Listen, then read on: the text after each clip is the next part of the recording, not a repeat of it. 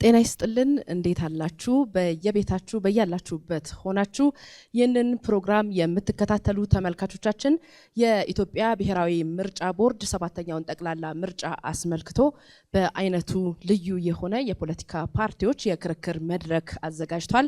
ህብረ ብሔርተኝነትና ዜግነት በኢትዮጵያ በሚል ርዕሰ ጉዳይ ለዛሬ የፓርቲ ተወካዮች እዚህ መድረክ ላይ መጥተው ክርክራቸውን ያደርጋሉ።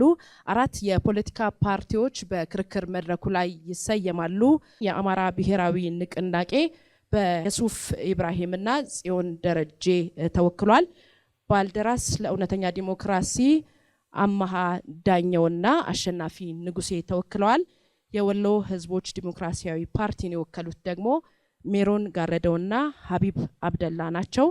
የአፋር ህዝብ ፓርቲ ደግሞ በሮባሃ ሙርሃና በአሚን መሐመድ ይወከላል። ለብልጽግና ፓርቲ ተወካዮች መድረኩ ላይ ተገኝተው ክርክር እንዲያደርጉ ግብዣ ቀርቦላቸው ነበረ፣ ሊገኙ አልቻሉም። ስለዚህ በተገኙት 4 የፖለቲካ ፓርቲዎች ክርክሩን እናካሂዳለን። ከተለያዩ ተቋማትና የህብረተሰብ ክፍሎች ተወጣጥተው እዚህ የተገኙ ተሳታፊዎችም እንዲሁ ከኛ ጋር አሉ። የመጠየቅ እድልም ጭምር ይሰጣቸዋል። እዚህ ክርክሩን ለማድረግ የተገኛችሁ የፖለቲካ ፓርቲ ተወካዮችና ተሳታፊዎች እንኳን ደህና መጣችሁ። እናመሰግናለን ስለተገኛችሁ። የፖለቲካ ፓርቲዎቹ ለክርክር የሚቆሙባቸው የምትመለከቷቸው አትሮኖሶች አሉ። እነዚህ ፖዲየሞች አትሮኖሶች የንግግር ቅደም ተከተላቸውን ይወስናሉና አስቀድመን የእጣ ማውጣት ስነ ስርዓት ነው የምናካሄደው። የብሔራዊ ምርጫ ቦርድ አስተባባሪዎች ወደዚህ መታችሁ የፖለቲካ ፓርቲ ተወካዮቹ እጣዎቹን እንዲያወጡ እንድታደርጉልን እንጠይቃለን። ከአራቱም የፖለቲካ ፓርቲዎች እጣዎችን ለማውጣት አንዳንድ ተወካዮች ወደዚህ እንድትመጡ በአክብሮት ጋብዛለሁ።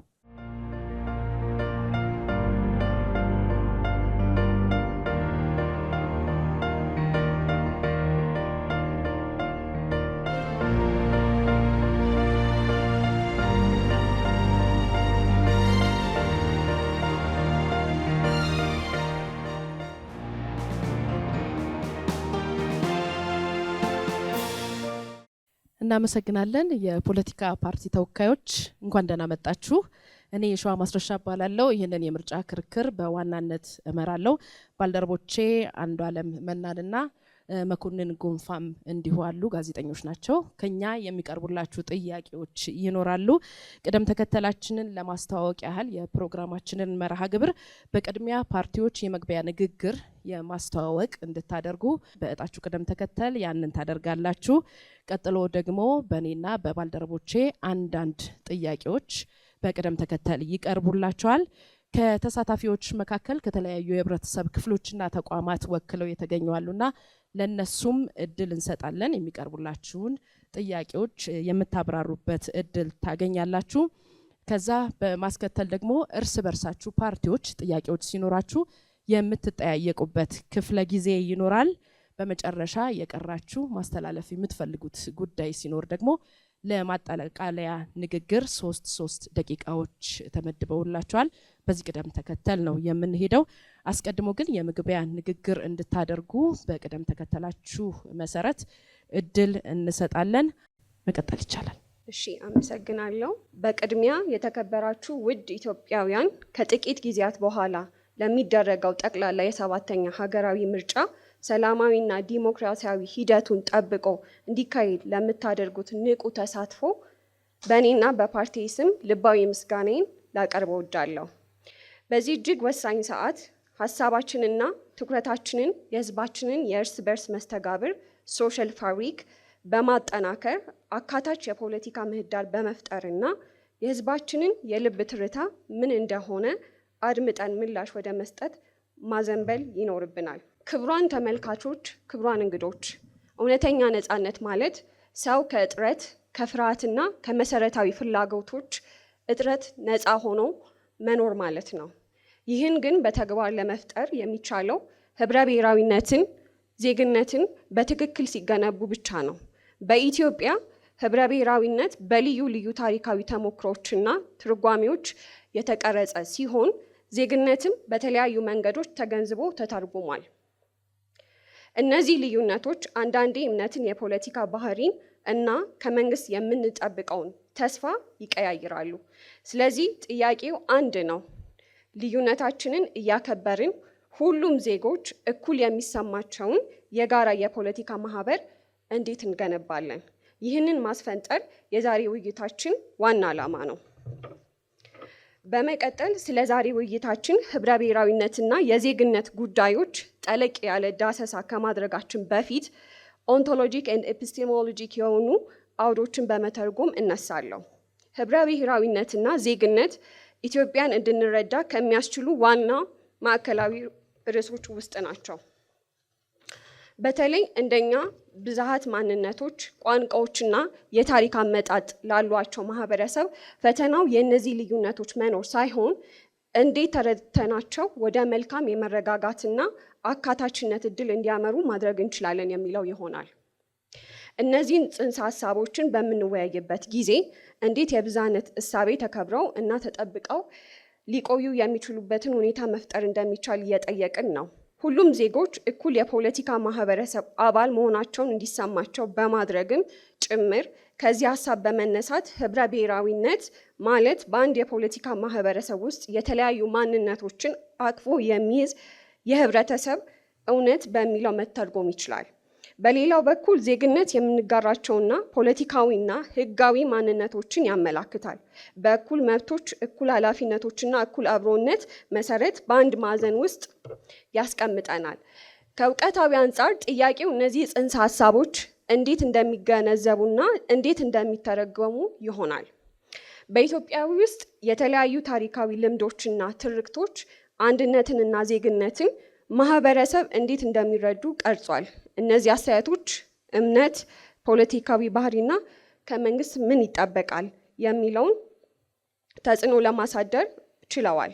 በአመክንዮ መልክ አንድነት በብዝሃነትና ዜግነት እርስ በርሳቸው ሊደጋገፉ ይገባል። ነገር ግን በተፎካካሪ መንገዶች ሲተረጎሙ በማንነትና በጋራ ባለቤትነት መካከል ግጭቶችን ሊያስነሳ ይችላል። በመሰረቱ ኢትዮጵያ ሁሌም የመድበለ ባህላዊ ሀገር ናት።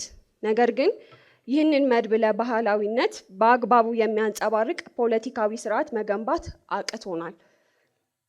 በታሪክና በተሞክሮ እንደታየው ሁሉም ኢትዮጵያዊ ብቻ ነው ከሚለው አንስቶ የሰራተኛው መደብና ሁሉም ሰው ማንነቱን በብሔር መግለጽ አለበት።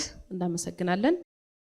በተከታይነት የወሎ ህዝቦች ዲሞክራሲያዊ ፓርቲ ሜሮን ጋረደው መቀጠል ይችላሉ። አመሰግናለሁ። ሰላም የሀገሬ ህዝቦች፣ በሁሉም ስፍራ የምትኖሩ ሁሉ ሰላም ለእናንተ ይሁን። ውድ ኢትዮጵያውያን፣ የወሎ ህዝቦች ዲሞክራሲያዊ ፓርቲ በሰባተኛው ሀገራዊና ክልላዊ ምርጫ ቢያሸንፍ ሊተገብራቸው ካሰበው ዘርፈ ብዙ የለውጥ ፕሮግራሞች አንዱ ህብረ ብሔራዊነትና የዜግነት ጉዳይ ነው። ውድ የሀገሬ ህዝቦች፣ ወዴፓ ህብረ ብሔራዊነትን ለማዝለቅ ውስብስብ የሆኑ የህገ መንግስት ማሻሻያ በማድረግ የግለሰብ መብትን የመብቶች ሁሉ ማዕዘን ድንጋይ አድርጎ እንዲወስደው፣ የቡድን መብቶች ከግለሰብ መብቶች የሚመነጩ መሆናቸውን የሚቀበል በዘር ወይም በእምነት ላይ ያልተመሰረተና ያልተማከለ ፌዴራላዊ አስተዳደር እንዲኖረው ይሰራል። የህብረ ብሔራዊነትን ለማዝለቅ የፖለቲካ ስልጣን ምንጭ ከህዝብ ይሁንታ የሚገኝ መሆኑን በማመን በነጻ ፍትሃዊ ምርጫዎች ንቁ ተሳትፎ ለማድረግ አማራጮችን ለህዝብ ያቀርባል።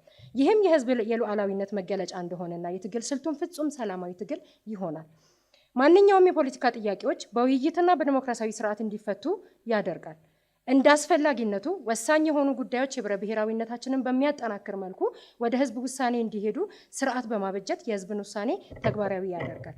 የዜጎች የሰላም ዲሞክራሲና የኢኮኖሚ ፍትህ ማረጋገጥ እንዳለበት በጽኑ ያምናል።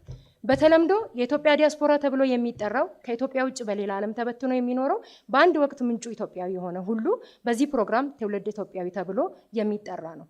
ከሀገሩ የወጣበት ምክንያት የፈለገው ፖለቲካ፣ ኢኮኖሚያዊና ሌላም ይሁን በፈለገው የተለያዩ ማህበረሰቦች ቋንቋን፣ ሃይማኖትን፣ የሙያ ዘርፍ ወዘተ ለይቶ በተከፋፈለ ሁኔታ በውጭ ሀገራት እየተሰባሰበ ወይም ተበትኖ ይኑር በአንድ ወቅት ምንጩ ኢትዮጵያዊ እስከሆነ ድረስ የሀገራችንን ችግር ለማቃለልና ወደ ተሻለ ሁኔታ ላይ ለማድረስ በሚደረገው ጥረት ሁለንተናዊ ተሳትፎ ለማድረግ ትልቅ ኃይል ነው። ለእነዚህ ዜጎች ሁለተኛ ዜግነት የሚሰጥ የህገ መንግስት ድንጋጌ ይኖረዋል። ሀገራችን የፈረመቻቸውን ዓለም አቀፍ ሰብአዊና ዲሞክራሲያዊ መብቶች የሚደነግጉ ስምምነቶችን ተግባራዊ እንዲሆኑ ያደርጋል። የሀገራችንን ዜግነቶች ልዩ ሁኔታ ባገናዘበ የብሔር የቡድን የብሔረሰብ የሃይማኖት ወዘተ መብቶች ከግለሰብ መብቶች ጋር ግጭት በማይፈጠርበት መልኩ ጥበቃ የሚደረግለት ሲሆን በጥናት ላይ የተመሰረተ የቡድን ፍላጎታቸውን ለማዳበር እንዲችሉ ድጋፍ እናደርጋለን። የሰብአዊና ዲሞክራሲያዊ መብቶችን የሚያስጠብቁና የሚዲያ ተቋማት እንዲሁም ሲቪል ማህበራት የዜጎችን ሰብአዊና ዲሞክራሲያዊ መብት ለማዳበር በነፃነት እንዲደራጁ አስፈላጊውን ድጋፍና ቁጥጥር የሚያደርግ ይሆናል። የኢትዮጵያን የግዛት አንድነት ሊገሰስ የማይችልና የማይገሰስ መሆኑን በኢትዮጵያ ሉዓላዊ ግዛት ውስጥ የሚገኝ ማናቸውም የተፈጥሮ ሀብት የሀገሪቱ ዜጎች ሁሉ የጋራ ሀብት መሆኑን ያምናል። ዜጎች በመላው ሀገሪቱ ያለምንም ገደብ መንቀሳቀስ፣ መስራትና መኖር፣ ሀብት ማጋበት፣ በአካባቢያቸውም ሆነ በሀገሪቱ ፖለቲካ ያለምንም ገደብ መሳተፍ የሚችሉበትን ያልተሸራረፉ መብቶች ያስከብራል። የዜጎችን ሕይወት፣ ነፃነትና ንብረት መጠበቅ የሀገሪቱ መንግስት ተቀዳሚና ፍጹማዊ ግዴታ መሆኑን ይሰራል። የመንግስት አደረጃጀት ፌዴራላዊ ይሆናል። የፌዴራል መንግስትና የአካባቢ አስተዳደሮች ይኖራሉ። የአስተዳደር አካባቢዎች አወቃቀር በሚከተሉት መርሆች የተመሰረተ ይሆናል። ለልማት ስራዎች መልክዓ ምድራዊ አቀማመጥን፣ የህዝብ አሰፋፈር፣ ለአጠቃላይ አስተዳደራዊና ለልማት ስራዎች አመቺነትን፣ ቋንቋ፣ ባህል፣ ስነ ልቦናዊ ቁርጠኝነትና ታሪክን፣ የሀብት ስብጥርና ፍትሃዊነትን፣ ለብሔራዊ መግባባት አመቺ ሁኔታ መፍጠርን መሰረት ባደረገ ሁኔታ ይሆናል። ፌዴራላዊ አወቃቀሩ የተቀመጡትን መርሆች ጠብቆ በህዝብ ውሳኔ ከኢኮኖሚያዊና ፖለቲካዊ እድገታችን ጋራ በመግባባት መንፈስ እየዳበረ የሚሄድ ይሆናል። የሁሉም ብሔር ብሔረሰቦች ቋንቋ በእኩልነት መከበር ከሀገራችን ብሔር ብሔረሰቦች ቋንቋዎች መካከል አማርኛ፣ አፋን ኦሮሞ፣ ትግርኛና ሶማሊኛ እንዲሁም ማህበራዊ፣ ኢኮኖሚያዊ፣ ፖለቲካዊና አካባቢያዊ መስተጋብሮችን ለማሳደግ ለማጽናት አረብኛ ቋንቋ የፌዴራል መንግስቱ ፌዴራል የስራ ቋንቋ ይሆናል። የክፍለ ሀገራት መስተዳድሮች ከፌዴራሉ በተጨማሪ የስራ ቋንቋ እናደርጋለን። ሁሉም ዜጎች በዘር፣ በብሔር፣ በቀለም፣ በጾታ፣ በቋንቋ፣ በሃይማኖት፣ በኢኮኖሚ፣ በፖለቲካ፣ በማህበራዊ ሁኔታ ምክንያት ልዩነት ሳይደረግባቸው ዜጎች በሰውነታቸው እኩል ናቸው። የተዘጉብንን ህብረ ብሔራዊያን አንድነቶችን የሙሉ ዜግነት መብታችንን እንዲከፈት ቁልፍን ይምረጡ። ውስብስብ ችግሮች እንዲፈቱ መፍትሄው ቁልፍን መምረጥ ነውና ዜጎች የጥምር ደቂቃ አልቋል፣ ሰዓት አልቋል። እናመሰግናለን። አመሰግናለሁ። የተከበራችሁ የዚህ መርሃ ግብር ታዳሚዎች፣ ተፎካካሪ ፓርቲዎች፣ በመላው ሀገራችን በተለይም በክልላችን የምትገኙ የሀገራችን ብሔር ብሔረሰቦችና ህዝቦች በቅድሚያ የማክበር ሰላምታችንን እያቀረብን በዛሬው ርዕስ ላይ የፓርቲያችንን ፕሮግራም በአጭሩ ለማስተዋወቅ እንሞክራለን። ዛሬ በዚህ ታሪካዊ መድረክ ላይ የአፋር ህዝብ ፓርቲ የቆመው ለስልጣን ፉክክር ብቻ ሳይሆን ኢትዮጵያ በምትገኝበት ወሳኝ የሽግግር ወቅት ላይ ሚዛናዊና ፍትሃዊ የፖለቲካ አማራጭን ለማቅረብ ነው። ለኛ ፖለቲካ ማለት የህዝብን ድምጽ ማክበር፣ ታሪክን ማረምና የነገዋን ኢትዮጵያ በጽኑ መሰረት ላይ መገንባት ነው። የህብረ ብሔራዊና የራስን እድል በራስ የመወሰን መብት ላይ የአህባ የፖለቲካ ማዕዘን ድንጋይ ህብረ ብሔራዊ ፌዴራሊዝም ማልቲናሽናል ፌዴራሊዝም ነው። ይህ ስርዓት ለኛ ስጦታ ሳይሆን የአፋር ህዝብ ለዘመናት የታገለውና ደሙን የገበረለት የማንነት ጥያቄ ነው።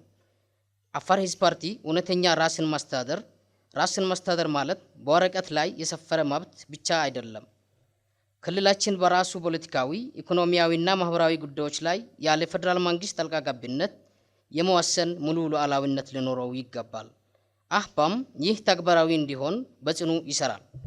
ተቋማዊ ግንባታ ላይ በክልላችን ነፃ የፍትህ ተቋማት፣ ገለልተኛ የፖሊስ ኃይልና ዲሞክራሲያዊ መዋቅሮችን በመገንባት ህዝባችን ያለምንም ፍርሃት ራሱን የሚያስተዳድርበትን እድል እናመቻቻለን። የዜግነት ፖለቲካ በብዝሃነት ማዕቀፍ ዛሬ በሀገራችን ዜግነትና ብሔርተኝነትን እንደ ተቀራኒ ዋልታዎች ሲቀርቡ ይስተዋላል። አህባ ግን ይህን ትርክት ይቃወማል። ሁለንተናዊ ዜግነት ኢንክሉሲቭ ሲቲዝንሺፕ ምርጫችንና ግባችን ነው።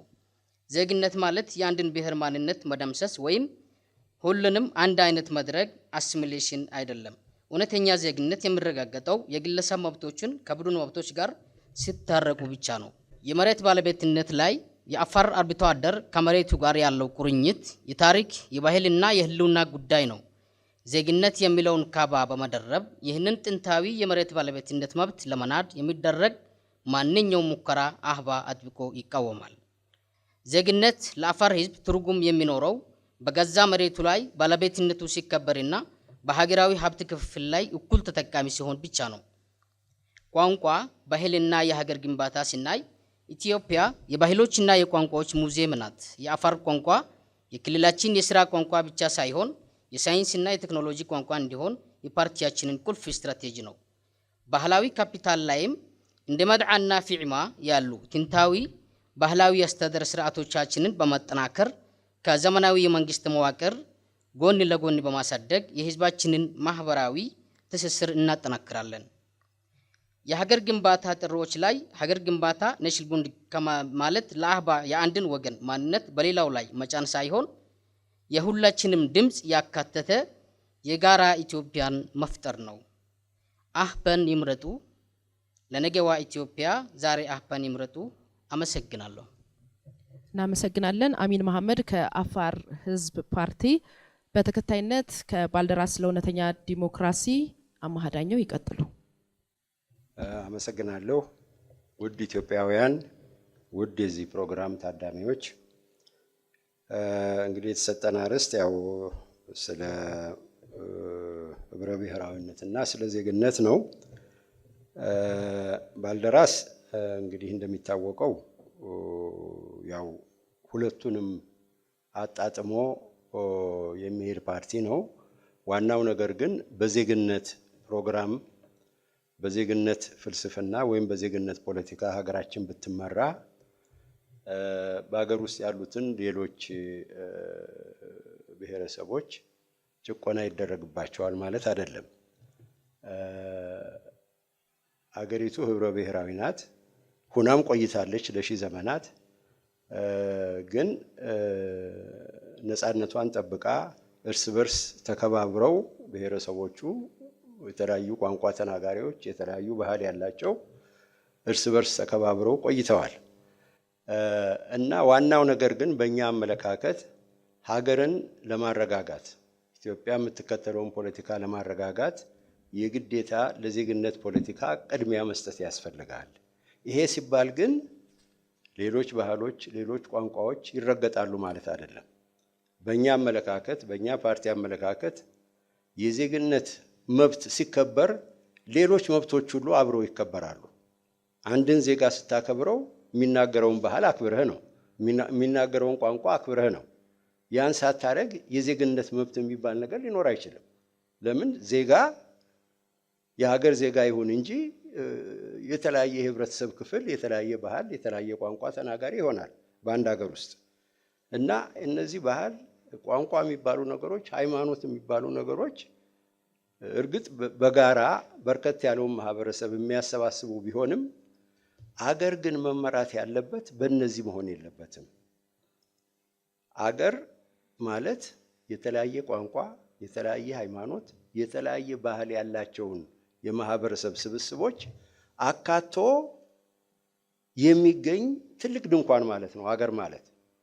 ይሄ አገር የሚባል ሁሉንም የተለያዩ ማህበረሰቦች ልዩ የሆኑባቸውን ጠባዮች እንደ ባህል እንደ ቋንቋ እንደ ሃይማኖት ያካተተ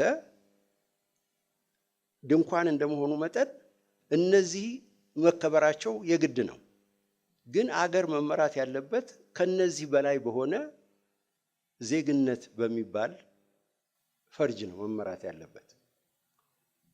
ይሄ ማለት ምንድነው?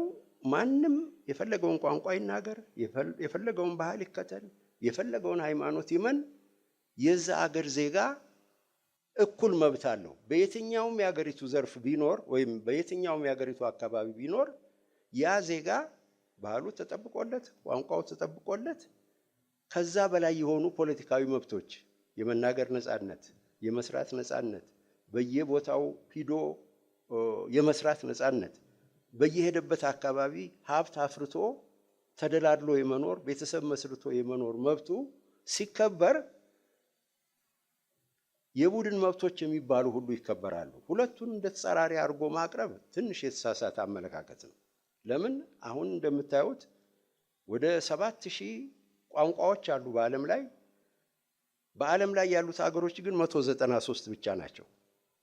እና ይሄ ማለት ምንድነው? እንግዲህ አገር እነዚህን እምነትን፣ ቋንቋን፣ ባህልን አቅፎ የያዙ ትንሽ ሀገሮች አሉ፣ ብዙ ቋንቋ አለ። እና ዋናው ነገር የዜግነት መብት ሲከበር የወል መብት ይከበራል። የወል መብት የማይከበርበት የዜግነት መብት የለም። እናመሰግናለን። ለትውውቅ የተሰጣችሁን ደቂቃዎች ተጠቅማችኋል። በተከታይነት ከኛ የሚቀርቡላችሁን ጥያቄዎች ነው የምትመልሱት። የዜግነትና ቡድን መብትን የተመለከቱ ናቸው። ቀዳሚው ጥያቄያችን ለአብን ነው። እንግዲህ እናንተ በርዕዮተ ዓለም የምትከተሉትንም ስንመለከተ ሊበራል ናችሁ፣ ለዜግነት መብት ቅድሚያ ትሰጣላችሁ። ከስያሜያችሁ እንደምንረዳው ደግሞ ብሔርንም መሰረት ያደረገ ነውና ሁለቱን እንዴት አስታርቃችሁ ትሄዳላችሁ? ከአብን የሱፍ ኢብራሂም ይመልሳሉ። እሺ፣ አመሰግናለሁ። ይሄ ጥያቄ በተመሳሳይ መድረክ በተለያየ ጊዜና አጋጣሚዎች የሚቀርብ ነው። ግልጽ መሆን ያለበት መሰረታዊ ጥያቄ እንደሆነ እንረዳለን እና እኛ የአማራ ፓርቲ የብሔር ፓርቲ የሆንበት በቂ ምክንያት አለ። በኢትዮጵያ ተጨባጭ የፖለቲካ ምክንያት ነው። እንደ አማራ ስንደራጅ የአማራ ማህበረሰብ የበላይ ነው ወይም የበላይ መሆን አለበት በሚል እሳቤ አይደለም። ከብሔር ውጭ ሌላ ተጨባጭ የፖለቲካ ማደራጃ ኢትዮጵያ ውስጥ ስለሌለ ነው መነሻው። ስለዚህ ህገ መንግስታዊ መሰረታዊ መብቶችን ከብሔር ጋር ያቆራኘ መዋቅር ስርዓት በመኖሩ ምክንያት በዚሁ ተሳትፎ አድርገን በኢትዮጵያ ውስጥ ዜግነትን መሰረት ያደረገ ግን እውቅና ለማንነትና ለብዝሃነት የተሰጠበት ሁኔታ እንዲፈጠር ነው ፍላጎታችን። ይሄ ሊበራል እንትናችን የመጨረሻ ግባችን ነው ማለት ነው። በሀገራችን ጉዳይ እስካሁንም ያለን ተግባራዊ እና ምግባራችን በሀገር ጉዳይ፣ በሀገር ጥቅም ጉዳይ፣ በዜግነት ጉዳይ፣ በሉዓላዊነታችን ጉዳይ የሚመሰከር ነው። ስለዚህ በምግባራችንና በተግባራችን ጭምር ልንመዘን የምንችል ፓርቲ ነን። በመጨረሻ እንደ ግብ ሊበራል እንደሆነ ነው እንጂ ሀገሩ የምንፈልገው አሁን ባለበት ሁኔታ ብዝሃነት ወይም ደግሞ የመንግስትን ጣልቃ ገብነት በተወሰነ ደረጃ ሬጉሌሽንን እንቃወማለን ማለት አይደለም።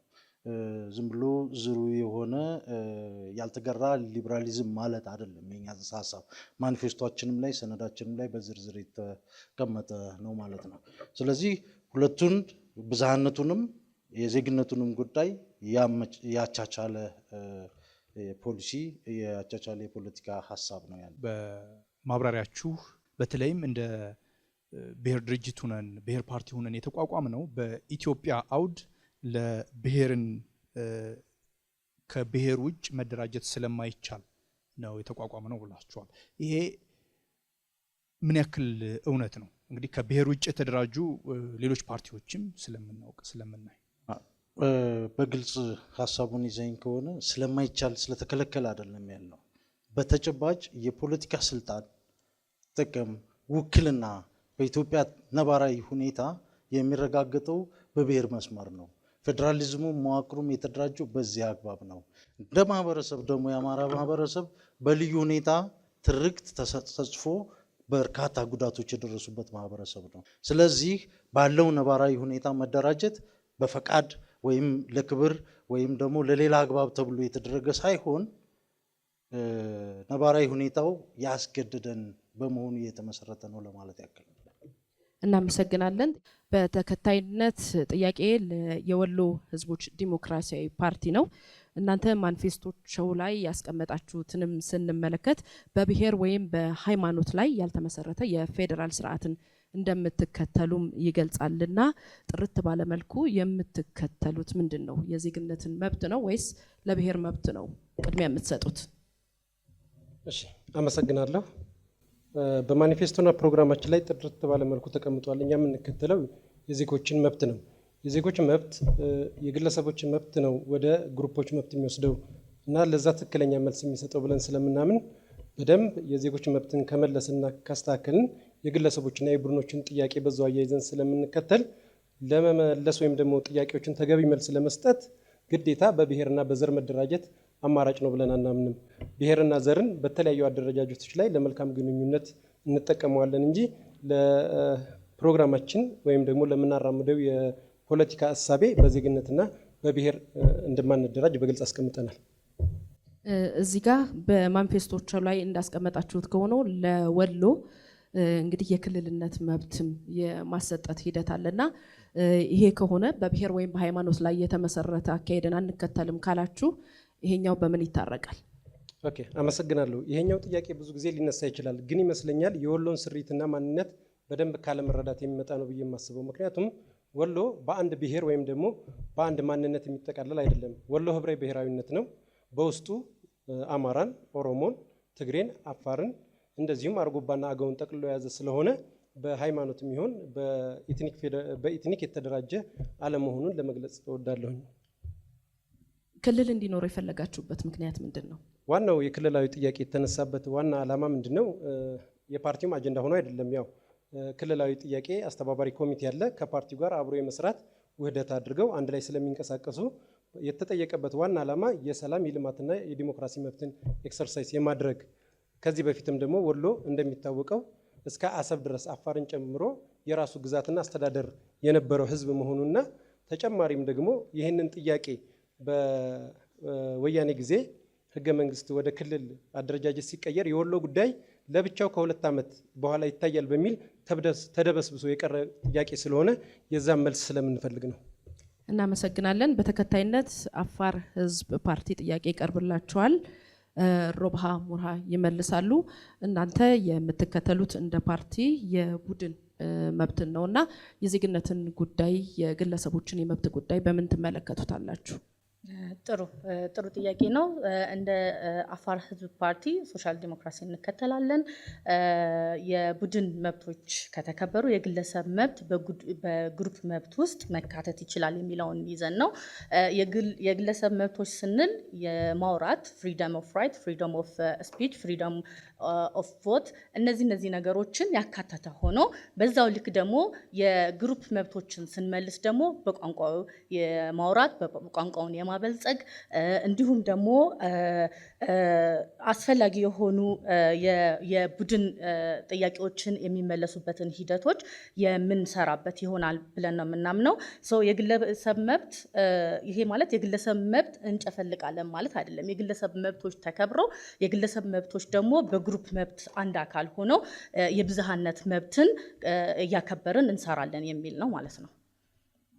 እናመሰግናለን። ባልደራስ ለእውነተኛ ዲሞክራሲ ቀደም ሲልም እንዳብራሩት የዜግነትን ጉዳይ ቅድሚያ ትሰጣላችሁ።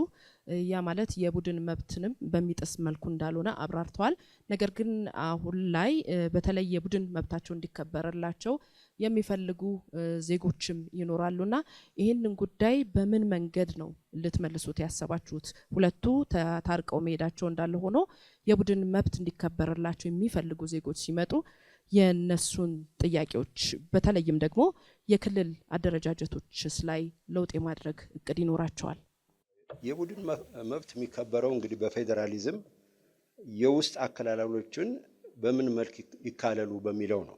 በእኛ ማኒፌስቶ ውስጥ 34 ራስ ገዝ አድያማት እንዲኖሩ በጥናት አቅርበናል እና 7 የፌዴራል ራስ ገዝ የሆኑ የፌዴራል ከተሞች ማለትም ከአዲስ አበባና ከድሬዳዋ በተጨማሪ መቀሌን፣ ጅማን፣ ሐዋሳን፣ አርባ ምንጭን የሚያካልሉ የፌዴራል ከተሞች ራስ ገዝ የሆኑ 34 ደግሞ ራስ ገዝ አድያማት። ስለዚህ የቡድን መብት የሚባለው በመንግስት አደረጃጀት የሚገለጽ ነው። እኛ በማኒፌስቶአችን ውስጥ 34 ራስ ገዝ አድያማት ይኖራሉ። አሁን ያሉትን እንደ ኦሮሞ እንደ አማራ ያሉትን ከኢትዮጵያ ታሪክ ጋር አብረው ሊሄዱ የማይችሉ ክልሎች እንበታተናቸዋለን። የነዚህ ከተሞች የስራ ቋንቋ ምን እንዲሆን ነው የምታስቡት? የክልሎቹ የቋንቋ አጠቃቀምን በሚመለከት ማኒፌስቶአችን በዝርዝር አውጥቷል። በማንም ሀገር የስራ ቋንቋ ይመልሱልኝ። እኛ የስራ ቋንቋ እንዲሆኑ የምንፈልገው በየክልሉ ለምሳሌ በ34 ቋንቋዎች ክልሎች አሉ።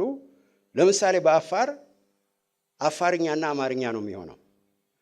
ኦሮሞና አማራ የሚባሉ ክልሎችን እንበትንና ወደ ድሮ ግዛቶቻቸው እንመልሳለን። ሸዋ፣ ጎጃም፣ ጎንደር እንደዚህ የሚባሉ ለአማራ ክልሎች ያው አማራና እንግሊዘኛ ነው የሚሆነው። የፌዴራል የስራ ቋንቋ አማርኛና እንግሊዘኛ እንዲሆኑ ነው በማኒፌስቶአችን ውስጥ ያቀረብነው። ሌሎች ክልሎች ግን አሁን ለምሳሌ አርሲ ቢሆን ኦሮምኛና አማርኛ ይሆናል። አፋር እንዳልኩት አፋርና አማርኛ ይሆናል። ሶማሌ ሶማሌኛና አማርኛ ይሆናል። እንደዚህ አርገድ በየክልሎች ውስጥ አቅርበናል። ለአብዛኛዎቹ የደቡብ ክልሎች የስራ ቋንቋ አማርኛና እንግሊዘኛ ይሆናል። አመሰግናለሁ። ተመልካቾቻችን በያላችሁበት ሆናችሁ የኢትዮጵያ ብሔራዊ ምርጫ ቦርድ 7ኛውን ጠቅላላ ምርጫ አስመልክቶ እያደረገ ያለውን የፖለቲካ ፓርቲዎች የክርክር መድረክ ነው እየተከታተላችሁ የምትገኙት። እንቀጥላለን። ባልደረቦቼ ደግሞ ጥያቄዎች ይኖሯቸዋልና ከነሱ የሚመጡትን ጥያቄዎችም እንዲሁ በሁለት ደቂቃ ተመልሳላችሁ። መኮንን ጎፋ ይቀጥላል።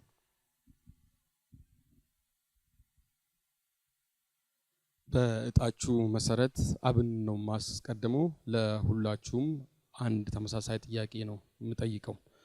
በኢፌዴሪ ሕገ መንግስት ውስጥ አንድ የኢትዮጵያ ዜጋ ሌላ ዜግነት ሊይዝ አይችልም።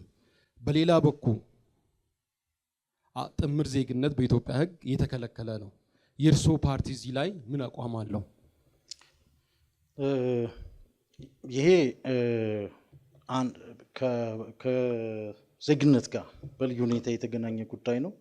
ኢትዮጵያዊ ዜግነት በህግ የሚገኝባቸውን አግባቦች በሲቲዝንሺፕ ሎው በህጉ የተቀመጠ ጉዳይ ነው። በመወለድ የጁስ ሶሊ ጁስ ሳንጉኒስ የምንለው በመሬቱ ላይ በመወለድ በዘር ሀረግ እንዲሁም ደግሞ በተለያየ በሶስተኛ አግባብ የሚገኝበት ሁኔታ አለ። እኛ በሶስቱም መንገድ የሚገኝበትን ሁኔታ እንፈቅዳለን። በልዩ ሁኔታ ለኢትዮጵያ አበርክቶ ያደረጉ የዘር ሀረግ ግንኙነት ያላቸው ኢትዮጵያውያን ከዚህ ሀገር ውጭ ሆነው ሌላ ዜግነት ቢኖራቸው ተጨማሪ ኢትዮጵያዊነት ዜግነት ቢኖራቸው ነው የምፈልገው። ግን እንደ መርህ ሁልጊዜም የሚሰራ ሳይሆን በልዩ ሁኔታ እየታየ እየጣራ በማስረጃ ተግባራዊ የሚደረግ እንደሆነ ነው የምፈልገው። በእርሶ ፕሮግራም የአሜሪካ ዜግነት ወክን ፓስፖርት ያለው ሰው የኢትዮጵያ ዜግነት ሊያገኝ ይችላል? ዲያስፖራዎች ያ ሰው መጀመሪያ ከኢትዮጵያ ጋር ያለው የቤተሰባዊ ወይም ከዚህ መጀመሪያ የትውልድ የሚሆን በዘር ሀረግ የሚሆን ግንኙነት መኖሩ አንድ መሰረታዊ ቁልፍ ነገር ግን መሆን አለበት። ዝም ብሎ አሜሪካዊ የሆነ ኢትዮጵያዊ ጋር ስለዚህ ጥምር ዜግነት ይፈቀዳል ማለት ነው? ይፈቀዳል በልዩ ሁኔታ ማለት ነው። እናመሰግናለን። በመቀጠል የወሎ ህዝብ ዲሞክራሲያዊ ፓርቲ ነው። ማኒፌስቶአችሁ ውስጥ ጥምር ዜግነት እንደምትፈቅዱ ገልጻችኋል። የህግ ተጠያቂነት ብኖርስ እንዴት ትፈቱታላችሁ? አመሰግናለሁ። እንደሚታወቀው ፓርቲያችን ላይ በማኒፌስቶ በግልጽ ተቀምጧል ጥምር ዜግነትን እንደምንፈቅድ። ምክንያቱም ዘርዝረን አስቀምጠናል። ምክንያቱም እዚህ ጉዳይ ላይ የሀብት አጠቃቀምን ወይም ደግሞ ከኢትዮጵያ የሚኖሩ በአንድ ወቅት መገኛቸው ኢትዮጵያ የሆኑ ሁሉ እውቀታቸውን፣ ሀብታቸውን እንደዚሁም ልምድን ይዘው መጥተው ወደ ኢትዮጵያ ኢንቨስት አድርገው እኩል የዜጋ መብትን መጎናጸፍ የሚችሉበትን መንገድ ለማስቀመጥ ነው። ከዛ ጋር ተያይዞ በሚያጋጥም የህግ ጥሰት መሰረት ልክ እንደ ማንኛውም ዜጋ ተጠያቂ የሚሆኑበትን መንገድም አብረን አስቀምጠናል። በዚህ በጥምር ዜግነት ውስጥ አንድ ዜጋ ለሁለቱም ሀገራት ተጠያቂነት ላይ ችግር አለ፣ ታማኝ መሆን ላይ ችግር አለ። ይህን እንዴት ትፈቱታላችሁ? በማኒፌስቶችን በዝርዝር ባስቀመጥነው በፕሮግራማችን መሰረት ለሚፈጸመው ጥፋት በዛኛው ሀገር የሚጠየቀው ሊጠየቅ ይችላል። በሀገራችን ውስጥ በተከለከሉት ነገሮች ላይ ጥፋተኛ ሆኖ ከተገኘ በህግ አግባብ እንደሚጠየቅ አስቀምጠናል። ግዴታም ነው። እናመሰግናለን። በመቀጠል የአፋር ህዝብ ፓርቲ ነው። አፋር ህዝብ ፓርቲ ጥምር ዜግነትን ይፈቅዳል? የአፋር ህዝብ ፓርቲ በፕሮግራሙ እንደገለጸው አሁን ያለው ህገ መንግስት መቀጠል አለበት፣ ህገ መንግስቱ ደግሞ በደንብ ተተንትኖ ተቀምጧል የሚል እሳቤ አለው። ይህ ማለት በተደነገገው መሰረት እኛ የጥምር ማለት የትኛውም ኢትዮጵያውያኖች የውጭ ዜጋም ሆኑ ዲያስፖራም ሆኑ ወደ ሀገራቸው ገብተው የመበልጸግ፣ የመስራት፣ አገሪቷን የማሳደግ በተለያዩ ዘርፎች ላይ የመሳተፍ መብት አላቸው። የሚከለክሏቸው መብቶች የመምረጥ የሚሉት ነገሮች ናቸው። እነዚህን ነገሮች ደግሞ አገር ውስጥ እስካልኖሩ በሰዓቱ እዛች ቦታ ላይ ለረጅም ጊዜ እስካላሳለፉ ድረስ ያንን የሚቀበልበት ወር ደግሞ ያንን ማህበረሰብ ወክሎ የሚሄድበት መስፈርት በአስቀመጥነው ህግጋቶችና በተለያዩ መደንገጊያዎች ስናይ የለም። ስለዚህ እኛ ህገ መንግስቱ በሚለው መሰረት ትውልደ ኢትዮጵያዊ የሚለውን ነገር እንደ ትውልደ ኢትዮጵያዊ ማግኘት ያለባቸውን ጥቅምና ማግኘት ያለባቸውን ሂደቶች እንዳለ እንሰጣለን። በዛ ደረጃም ደግሞ መኬድ ያለበትን ሂደት እንዳለ ስለዚህ ያለውን አሰራር እንዳለ ታስቀጣላችሁ ማለት ነው። እንግዲህ እስካሁን ባለው የወደፊት እንደ ህዝብ ሆነን የህገ መንግስት ማሻሻያዎችንና የህገ መንግስት ትርጓሜዎችን ካላሻሻለና በዛ ደረጃ ቁጭ ብለን እንደ ህዝብ የምንወስናቸው ውሳኔዎች ካሉ እንደ አፋር እኛም የአፋር ህዝብ ፓርቲ በዛ ደረጃ የዜግነት ፖለቲካችንን የምንሄድበት ወይ ደግሞ የምናቀነቅንበት መንገድን ልንቀይረው እንችላለን። ከዛ ውጪ ግን አሁን ባለን ህገ መንግስት መሰረት ህገ መንግስቱ ያልፈቀደውን ነገር ግን ፈቅደናል ብለን ደግሞ እዚህ ላይ ማውራት የምንችለው ነገር አይደለም ማለት ነው። በተደነገገው ድንገጋ መሰረት ያለውን ሂደትና ማግኘት ያለባቸውን ነገሮች እንዲያገኙ እናደርጋለን። የተከለከሉበትን ኤሪያዎች ደግሞ በዛው መሰረት በህጉ መሰረት የማስጠበቅና ህገ መንግስታዊ መዋቅሩን ተከትሎ ብዝሃነትን የማስከበር ሂደቱን እንሄድበታለን ማለት ነው። ሰዓት አልቋል።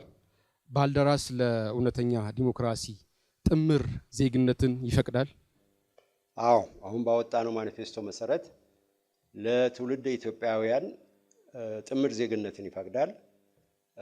ጥምር ዜግነት የሚያስፈልግበት ምክንያት ውጭ ያሉ ትውልደ ኢትዮጵያውያን ካፒታላቸውን ብቻ መፈለግ በጣም አንድ ወገንተኛ መሆኑን ያሳያል። ገንዘብ መፈለግን ብቻ ያሳያል። ግን አገር በገንዘብ ብቻ አይደለም የሚለማው፣ በአእምሮ ነው የሚለማው። ከገንዘብ በፊት አእምሮ ከሌለ ገንዘቡን የምንጥልበትን ቦታ አናቅም። ውጭ ኢትዮጵያውያን የስራ ልምድ አላቸው፣ ከፍተኛ ደግሞ እውቀት አላቸው የተማሩት። ያ እውቀት ወደ ሀገር ተመልሶ ቢገባና ቢያገለግል ከገንዘብ በላይ ለሀገር አስተዋጽኦ ስለሚሰጥ ለትውልድ ኢትዮጵያውያን ሙሉ የጥምር ዜግነት መብት እንዲኖር በማኒፌስቶአችን ውስጥ አስቀምጠናል። እዚህ እስካሉ ድረስ መምረጥም መመረጥም ይችላሉ። በእኛ ስልጣን ብንይዝ ትውልድ ኢትዮጵያውያን እስከሆኑ ድረስ መምረጥም መምረጥ በተለይ ይከለክላል ያሁን ህገ መንግስት። እኛ ስልጣን ላይ ብንወጣ ይሄንን ህገ መንግስትም ስለምናግደው ሌላ ህገ መንግስት እንዲቀረጽ ስለምንፈልግ አንድ ሰው ሁለት አገራት ላይ ታማኝ መሆን ይጠበቅበታል። ይሄንን እንዴት ትፈቱታላችሁ? ታማኝ የመሆን ጉዳይ በሁለቱ ሀገሮች ህጎች የሚታይ ነው። ያ አንድ ሰው ምናልባት የመንግስት ስልጣን ላይ ቁጭ ብሎ ለሁለት ሀገር ያገለግላል ሊባል ይችል ይሆናል። ይሄ እንግዲህ ህግ አለው። ሁሉም ሀገር እኮ ህግ አለው እና ህጉን ደግሞ የሚያስተረጉሙ የህግ አካላት አሉ፣ የህግ ደግሞ አስፈጻሚዎች አሉ እና በእኛ አመለካከት የመንግስትም ባለስልጣን የሁለቱ ሀገራት ህግ ሲጋጭ የትኛው ነው ተግባራዊ የሚሆነው? የሚጋጭበት ሁኔታ አይኖርም። ለምን? ይሄንን የሚከታተሉ የህግ ተርጓሚ አካላት የህግ አስፈጻሚ አካላት ስላሉ በሚጋጭበት ጊዜ በየሀገሩ ህግ መሰረት ለህግ ይቀርባል። ሰዓት አልቋል። የተሰጠው ሰዓት። እናመሰግናለን። እናመሰግናለን። በተከታይነት ደግሞ ከጋዜጠኛ አንዱዓለም መናን ጥያቄዎች ይቀርቡላችኋል። አመሰግናለሁ። በተሰጣችሁ ረድፍ ወይም ባወጣችሁ ዕጣ መሰረት ጥያቄው የማቀርብ ይሆናል። በኢትዮጵያ ህገ መንግስት በመግቢያውም ወይም በዓላማውም እንዲሁም ደግሞ በአንቀጻት በህገ መንግስቱ አንቀጻት መካከል በዋናነት ለቡድን መብቶች ቅድሚያ ሰጥቷል። ስለዚህ በህገ መንግስቱ ላይ ማሻሻያ ታደርጉ ይሆን? የምታደርጉት ማሻሻያ ምን አይነት ሊሆን ይችላል? የምታደርጉ ከሆነ በትክክል ይሄ የኢትዮጵያ የኢፌዴሪ ህገ መንግስት በቡድን መብት ላይ በልዩ ሁኔታ በብሔር ብሔረሰቦች መብት ላይና ሉዓላዊነትንም በዚሁ ላይ በማስቀመጥ የተመሰረተ ህግ ነው። ይሄ አጠቃላይ ጽንሰ ሀሳቡ ታሪኩም በድምር ቴክስቱን ጨምሮ ማህበረሰቦችን የማቆራኘት ሳይሆን በመከፋፈል እስከ መጨረሻው ደግሞ የመገንጠልንም መብት አብሮ ያስቀመጠ ህገ መንግስት ነው። ይሄ ህገ መንግስት የኢትዮጵያ ዜጎችን በብሔራቸው መስመር ካልሆነ በስተቀር በራሳቸው መብትም ጥቅምም ስልጣንም የሚያገኙበትን የፖለቲካ ስፔስ የዘጋ ነው። ስለዚህ ይሄ እንድስተካከል እንፈልጋለን። ምን አይነት ማሻሻያዎች ታደርጋለህ? በጣም ጥሩ። አንዱ ሉዓላዊነት በኢትዮጵያ ህዝብ ላይ ነው እንጂ በተከፋፈለ ሉዓላዊነት ወይም በብሔር ብሔረሰብና ህዝቦች በሚል የተከፋፈለ ሉዓላዊነት እንደሆነ አንፈልግም። የኢትዮጵያ ህዝብ የሚባል አለ። በውስጡ ህብረ ብሔራዊ የሆነ በተለያየ ደረጃ ማህበረሰቦች የሆነን ነገር ግን ኢትዮጵያዊ ማንነት ከነዚህ ከብዝሃነት የተቀዳ ማንነት አለ። እዚህ ላይ እንደሆነ እንፈልጋለን። ስለዚህ አንቀጽ 8 አንቀጽ 39 ለምሳሌ አሰራሩ አጠቃላይ እንድስተካከል እንፈልጋለን። ህገ መንግስቱ መስተካከል ያለበት አንቀጽ 105 ጨምሮ ማለት ነው። ስለዚህ የፌዴራል ስርዓቱን ተቀይሩታላችሁ ማለት ነው? የፌዴራል ስርዓቱ የኢትዮጵያን ነባራዊ ሁኔታ፣ ታሪክ፣ ጂኦግራፊ፣ መልካም አስተዳደር፣ የኢኮኖሚ ጥያቄዎችና በርካታ በታሪክም ይሁን በተለያየ አግባብ ሂስቶሪካሊ ሞቢላይዝ የተደረጉ ኢንተረስቶችን ሁሉ በሚያንጸባርቅ እንጂ አርቲፊሻል በሆነ መንገድ አንድም ማንነት ወይም የማንነት መለኪያ ብቻ መሰረት አድርጎ ግንኙነት በሌለው አግባብ ሪሌሽናሊቲ በሌለው አግባብ አጥር ሳጥን እንጂ እንደ ወንዝ በማይመስል ግንኙነት በሌለው አግባብ የተዋቀረው ነገር እንዲከለስ እንፈልጋለን። አመሰግናለሁ። ወደ ቀጣዩ ወደ ወሎ ህዝቦች ዲሞክራሲያዊ ፓርቲ አልፋለሁ። በተለይ የኢትዮጵያ ህገ መንግስት ላይ ያሉት የቡድን መብቶች የተቀመጡ አሉ። ስለዚህ እናንተ በህገ መንግስቱ ላይ የምታደርጉት ማሻሻያ ምን አይነት ነው ወይስ ባለበት ይቀጥላል? አመሰግናለሁ። የህገ መንግስት ማሻሻያ ላይ በዝርዝር ያስቀመጥናቸው ነገሮች አሉ። ከነዛ ውስጥ እንዳነሳው የቡድን መብት የሚለው ነው። እኛ የመጀመሪያ ከቡድን መብት በፊት የግለሰብ መብት መቅደም አለበት ብለናል። የቡድን መብቶች የሚመነጨው ከግለሰብ መብት ስለሆነ በዛ መሰረት እንዲስተካከል እንችላለን። በተጨማሪ ደግሞ ከጊዜ ከወቅት ጋር ተያይዞ የሚመጡ ለውጦችን ያላካተተ ህገ መንግስት ስለሆነ ከጊዜው ጋር የሚመጡትን አዳዲስ የመብቶች ጉዳዮችንም አስጨምረን የምንቀጥል ይሆናል። ህገ መንግስቱን እንዳለ አንቀበለውም። ሁሌም የቡድን መብቶች ግን ከግለሰብ መብቶች ሊመነጩ ይችላሉ። የቡድን መብቶች ሁል ጊዜ ተብሎ ባይገለጽም የራሳቸውን መብት ለምሳሌ በጋራ ቋንቋ የመጠቀም በጋራ ኢኮኖሚ ወይም ደግሞ የፖለቲካ አደረጃጀትን የመፍጠር እሳቤ እንዳለ ሊሆን ይችላል። ግን አሳሪ የሆኑ ህጎችን ለቀን እናስቀጥላለን። ስለዚህ ምን አይነት ማሻሻያዎቻችሁ በግልጽ ምን አይነት ይሆናል? የግለሰብ መብትን በማይነካ መልኩ፣ ምክንያቱም ግለሰብን አግደን የቡድን መብትን ልንለቅ ስለማንችል የግለሰብ መብትን በማያግድ መብቱ የቡድን መብቶችን ያሉትንም ጨምረን እናስቀጥላለን። ስለዚህ እናንተ የወሎ ዲሞክራሲያዊ ፓርቲ ነው ስያሜያችሁ። እንግዲህ የግለሰብ መብትን ወይም የዜጋ መብትን እናስቀድማለን ብላችኋል። ከስያሜያችሁና ካላችሁ ዓላማ አንጻር አይጋጭባችሁም? አይጋጭብንም። አሁን በጥቅል እንዳነሳው የወሎ ህዝቦች ዲሞክራሲያዊ ፓርቲ ሲባል አንድ ነጠላ ማንነት የሌለው ስለሆነ ይህም ያንን በተሻለ መልኩ የሚመልስ ይሆናል። በጣም ጥሩ አመሰግናለሁ። ወደ አፋር ህዝብ ፓርቲ አልፋለሁ። ህገ መንግስቱ እንዳለ እንደምታስቀጥሉ ገልጻችኋል። ስለዚህ አሁን በኢትዮጵያ የሚነሱ የዜጋ መብት ጥያቄዎችን እንዴት አድርጋችሁ ልትመልሱ አስባችኋል? ጥሩ እኛ ቅድም እንዳልነው የግለሰብ መብቶች በግሩፕ መብቶች አንድ አካል ናቸው። ስለዚህ የብዝሃነት መብቱን እንዳስቀጠልን የምንሄድበት ወይም ደግሞ እየተከበረ የሚሄድበት ሂደት ነው ያለው። ያ ማለት የግለሰብ መብቶች ሁሉ ይጨፈደዳሉ፣ የግለሰብ መብቶች ሁሉ ይነሳሉ ኦር ደግሞ ይገፋሉ ማለት አይደለም። እኛ በህገ መንግስቱ መሰረት ህገ መንግስቱ እንደሚጠቅሰው የቡድን መብቶችን በደንብ እንደሚያጠነክረው ሁሉ የኛም ሶሻል ዲሞክራሲን እንደመጠቀማችን እዛ ላይም ደግሞ የቡድን መብቶች የግለሰብ መብቶች በቡድን መብቶች እንደመካተታቸውም እንዲሁም ደግሞ በቡድን ላይ ያሉ ነገሮች የኢትዮጵያ የዜግነት ጥያቄዎችን ይመልሳሉ ብለን ስለምናስብ በዚህ ይመልሳሉ ብላችሁ የምታስቡ ከሆነ በተለይ አነስተኛ ቁጥር ያላቸው ብሔረሰብ ማንነት መብቶች እንዴት ልታስከብሩ አስባችኋል? አነስተኛ ቁጥር ያላቸው ብሔረሰቦች አሉ በተለያዩ አካባቢዎች የሚገኙ ወይስ በተለያዩ እንደ ኢትዮጵያ? እኛ አሁን አፋር ላይ የሚኖሩትን ለምሳሌ ብንወስድ አፋር ላይ ኦሮሞ አለ፣ አማራ አለ፣ ትግሬ አለ፣ የተለያዩ ብሔረሰቦች እየኖሩ ነው።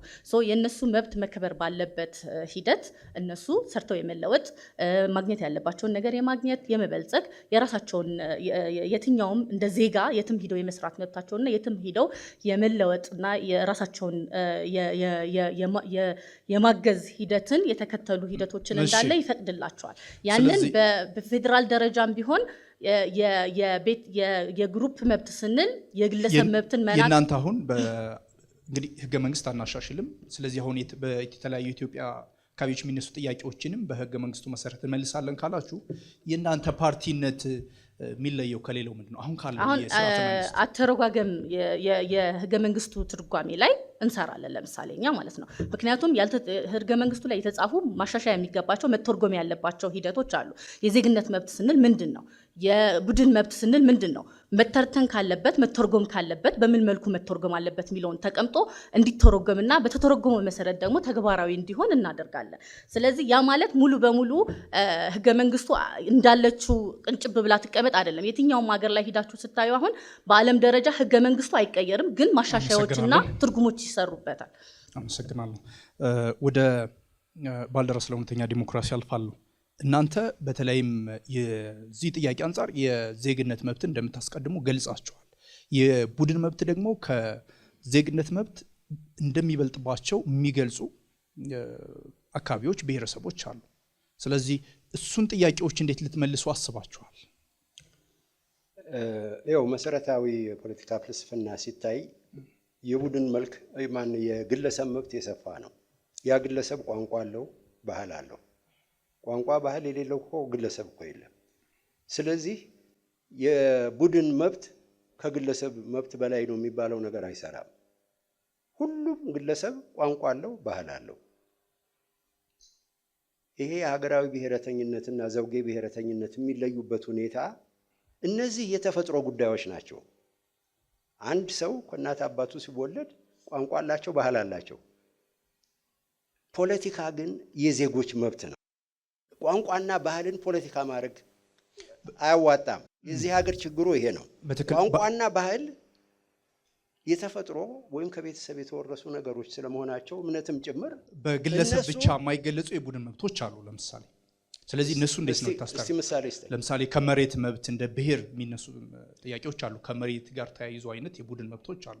ስለዚህ እነሱን አይነት እሱ ቀላል ነው። በሀገራችን ያሉት የግልና የአርብቶ አደር መሬት ነው። የአርብቶ አደር መሬት በወል ነው የሚያዘው፣ ሲያዝም የቆየው እንደሱ ነው። እኛም የምናስቀጥለው እሱን ነው። ግን የእርሻ መሬቶች እና የግል ይዞታ ሆነው የነበሩ መሬቶች ወደ ግል ይዞታ ነው እንጂ ወደ መንግስት ይዞታ መቀየር የለባቸው። ስለዚህ የወል መሬትን በሚመለከት በአርብቶ አደር አካባቢ ያለ ጉዳይ ስለሆነ ያ እንደ ባህላቸው እንደ ኖሩበት በዛው መልክ የወል ሆኖ ይቀጥላል። ስለዚህ አሁን ባለው ሌላው ግን ህገ መንግስት ውስጥ የምታስተካክሉት በአጭሩ የቡድን መብትን ትተዋላችሁ ብለን የቡድን መብት መተው ፖለቲካ ተረጓሚው ኔጌቲቭ ይመስላል። ግን የግለሰብ መብት ሲከበር የማይከበር የቡድን መብት የለም። አሁን እንደምልህ ነው። ባህልና ቋንቋ እነዚህ ይከበራሉ። ግን የአሁኑ ችግሩ ምንድን ነው? የወል መብትን የበላይ በምታደርግበት ጊዜ ለምሳሌ በአፋር ክልል አማራው ይኖራል እንጂ አማራው ለፖለቲካ ስልጣን አይመረጥም። ኦሮሞ ውስጥ አይመረጥም። ሶማሌ ውስጥ አይመረጥም። ይሄ ነው። ይሄ የወል መብት የሌላውን መብት ይደፈጥጣል።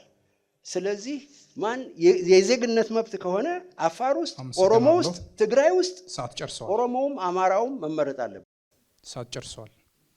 አመሰግናለሁ። አመሰግናለሁ። ወደ ተከታዩ መርሃ ግብራችን ነው የምናልፈው። ቀደም ሲል እንደገለጽኩት እዚህ የምትመለከቷቸው ከተለያዩ የህብረተሰብ ክፍልና ተቋማት የመጡ ተሳታፊዎችም አሉና በተከታይነት ደግሞ ከነሱ የሚነሱ ጥያቄዎች ሲኖሩ ትመልሳላችሁ። እድል እንሰጣለን ለተመልካቾቻችን።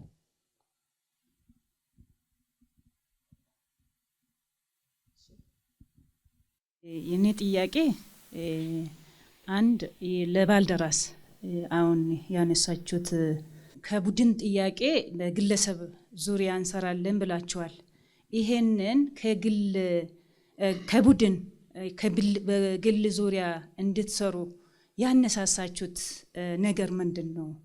በህገ መንግስቱ ዙሪያ በቡድን ጥያቄ ላይ በፌዴሬሽን የህገ መንግስቱ ዙሪያ የተቀመጡትን አሉ። ይሄንን አሁን በደረስነው ተጨባጭ ሁኔታ የግል ጥያቄና የቡድን ጥያቄውን እንዴት በጥናት ተጠንቶ በእጃችሁ ላይ ያለ ተጨባጭ ሁኔታ አለ፣ የህዝቡ ተጨባጭ ሁኔታ ምን ላይ አጥንታችኋል የሚለውን ሀሳብ እንድትሰጡበት ነው።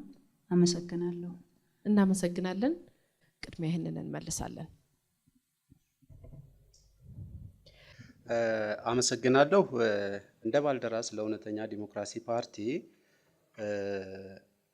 ከቡድን ይልቅ ለግለሰብ መብት ብላችሁ እንዴት የግለሰብ የቡድኑ መብት ልትመልሱ ትችላላችሁ ወይም ደግሞ የተረጋጋ ስርዓት ልታመጡ ትችላላችሁ የሚል ነው። እውነት ለመናገር አሁን ያለው እኮ የኢፌዴሪ ህገ መንግስት የቡድንን መብት የሚያስቀድም ነው። እውን የቡድን መብት ተከብሯል ወይ ስንል ኢንኮቴሽን ሁላችንም እንሰጠዋለን። ለእውነት ፓርቲያችንም ዛትስዋይ ለእውነተኛ ዲሞክራሲ ያልነው ህብረተሰቡ እንደውም ከኛ በተሻለ ኢትዮጵያ እንዴት ብትመራ ብላቸው ገጠር ያሉት እናቶች ከልምድ ከትስስር ያገኙት አለ። እንደው ድፍረት ነው የሚሆን ይህን የኢትዮጵያ ህዝብ አያውቅም ማለት። እንደኛ እምነት የግለሰብ መብት ከተከበረ አጠቃላይ የቡድን መብት ይከበራል። ለዚህም ያነሳሳን ዋናው ምክንያት የቡድን መብት ብለን ግለሰቦች በውስጡ እየተጨፈለቁ ነው። ኢቭን ግለሰቦች ብቻ ሳይሆኑ ቡድኑ ራሱ አልተከበረም። ለምሳሌ ህገ መንግስቱን ማየት እንችላለን። መብት የሚሰጠው ለዜጋ ለቋንቋ ነው ቡድን ተብሎ። ኢቭን እዚያ ማህበረሰብ ውስጥ እኮ ሌሎች ቡድኖች አሉ። ቡድን ስንት ነው? ከግለሰብን ብንወጣ ለምሳሌ ቤኒሻንጉል ብንሄድ ኦሮሚያ በሶስተኛ አማራዎች በአንደኛ ስፋት ይዘው ይኖራሉ። በቁጥርም አንዳንዱ ጋር ሊበልጡ ይችላሉ። የቡድን መብት ተከብሯል ብለን ግን እነዚህን መብቶች የኦሮሞውንም የአማራውንም በምርጫ እንዳይወዳደር እዚያ ላይ ሀገሬ የኔ ብሎ ቋሚ ንብረት እንዳያፈራ የሚያደርግ ህገ መንግስት እኮ ነው ይዘን የቀጠል ነው። ስለዚህ በእውነተኛነት ከተመሰረትን የግለሰቡን መብት ካከበር ነው ቅድም ከኔ በፊት እንደተናገሩት እኔ ሃይማኖት አለኝ፣ እኔ መብት አለኝ፣ እኔ ፍላጎት አለኝ። እኔ የምጠይቀውን ጥያቄ የሌላው ብሔር ብሔረሰብ የማይጠይቅበት ምክንያት የለም።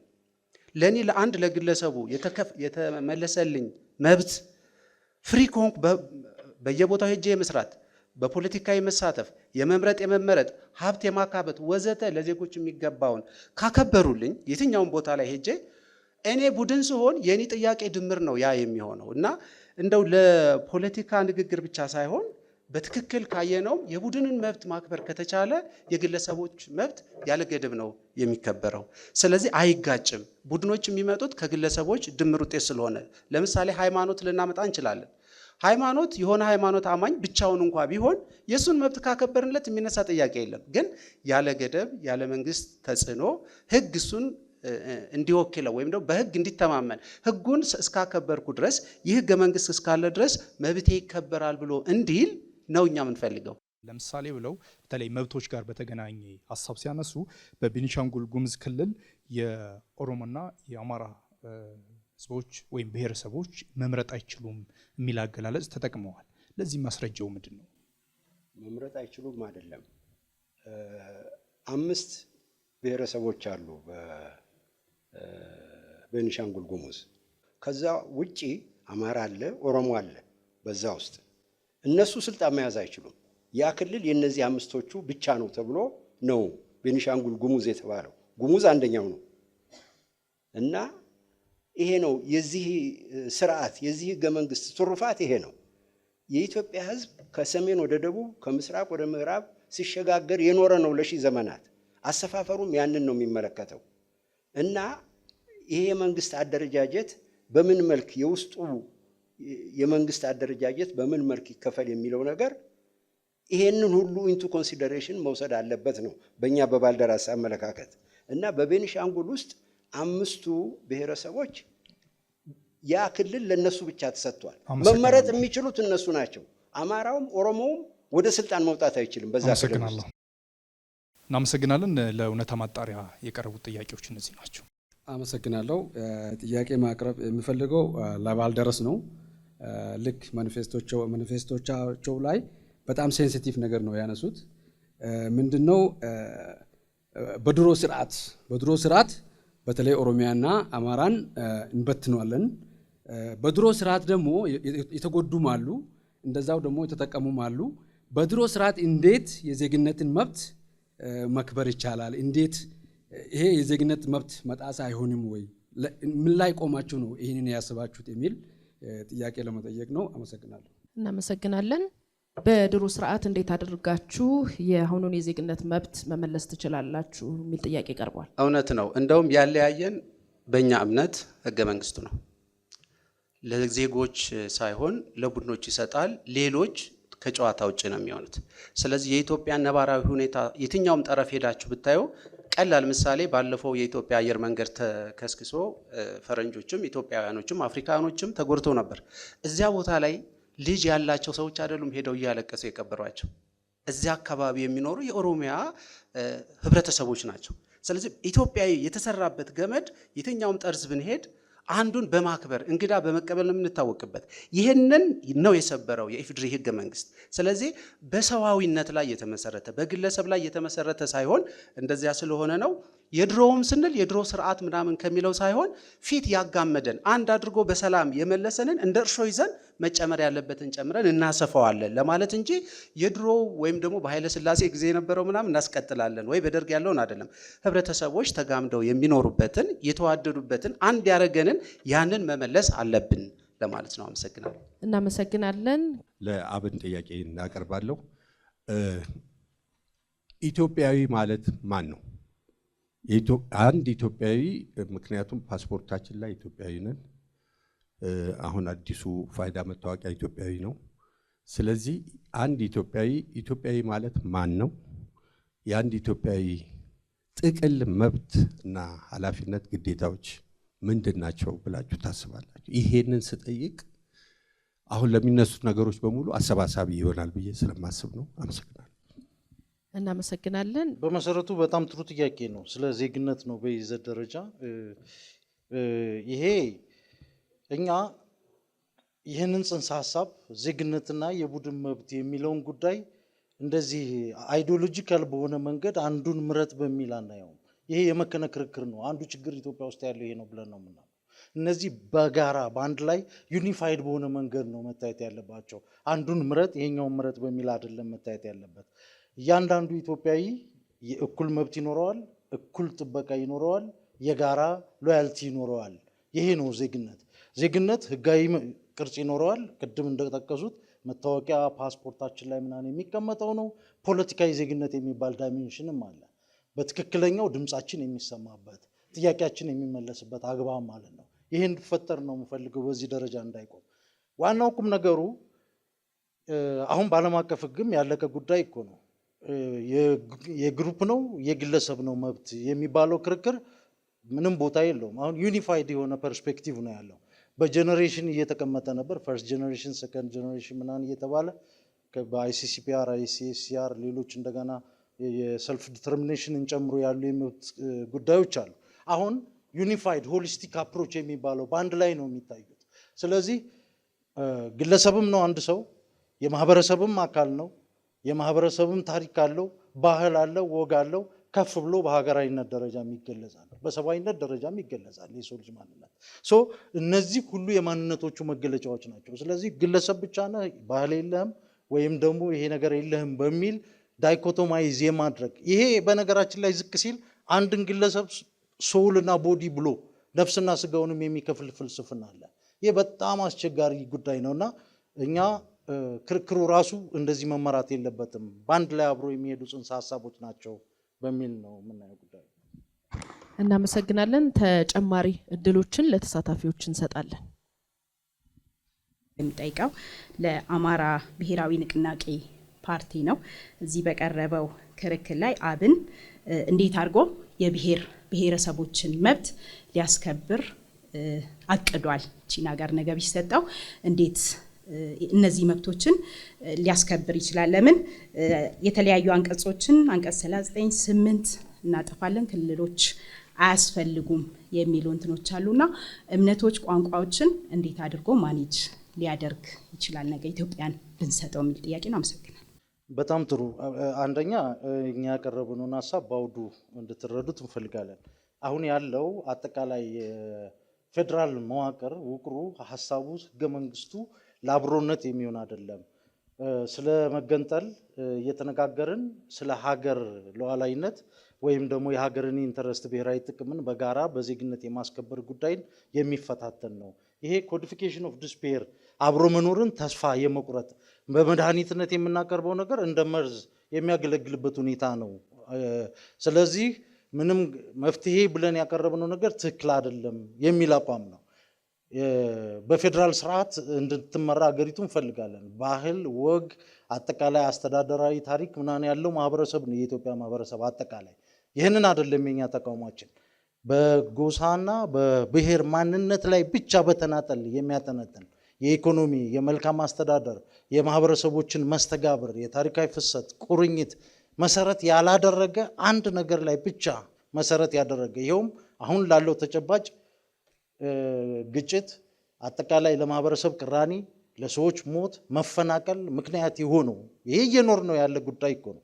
ይህንን ነገር በሚያስቀር ማንነታችንም የብሔር ማንነታችን የቋንቋ መብታችን የሃይማኖታዊ መብታችን የሚከበርበት ነገር ግን አንድ ተናጠል ማንነት ላይ ብቻ ፖለቲካ ማደራጃ የማይደረግበት ፌዴራሊዝም ስርዓትና መዋቅር ህገ መንግስት ነው እኛ አድቮኬት የምናደርገው።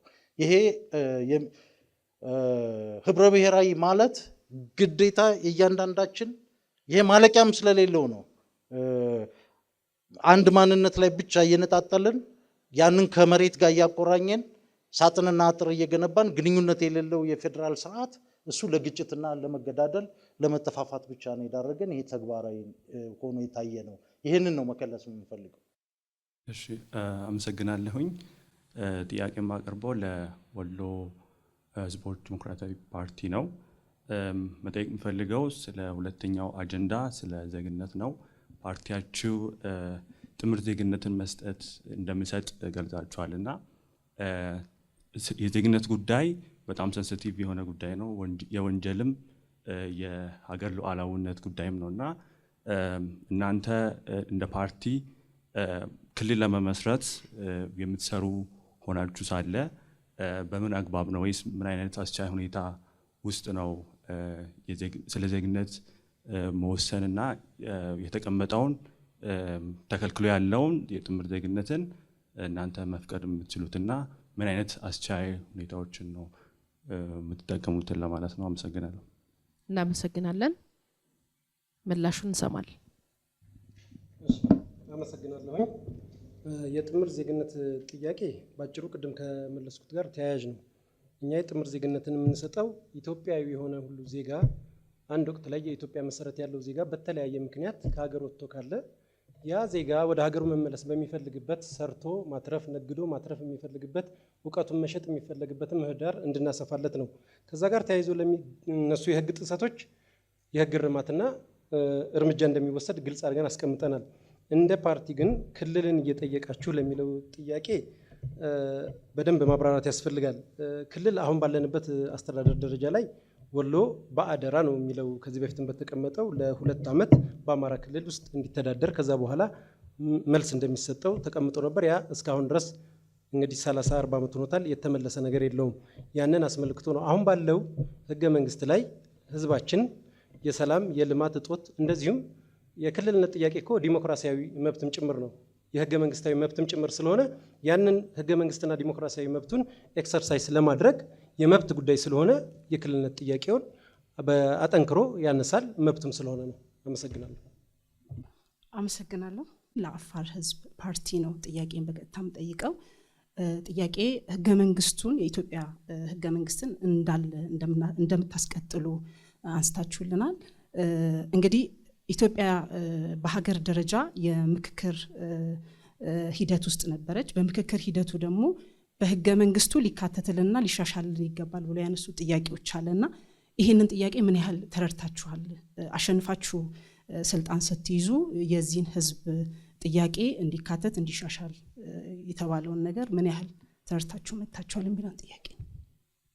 አመሰግናለሁ። እኛ ህገ መንግስቱ አሁን ያለው ህገ መንግስት በጊዜያዊነት ይጽና ብለን ነው የምናምነው። በምክክር ኮሚሽን ላይ ያቀረብነው አጀንዳም ተመሳሳይ ነው እና ለጊዜያዊነት ይጽና ማለታችን ደግሞ በህግ አግባብ በሂደት ህገ መንግስቱ መሻሻል አያስፈልገውም ብሎ መደምደም ስላልሆነ እኛ ይህንን ህገ መንግስቱን ይጽና የምንለው ለጊዜያዊነት መሆኑን እንድትረዱልን እንፈልጋለን። ያ ማለት ደግሞ አሁን ያለንበት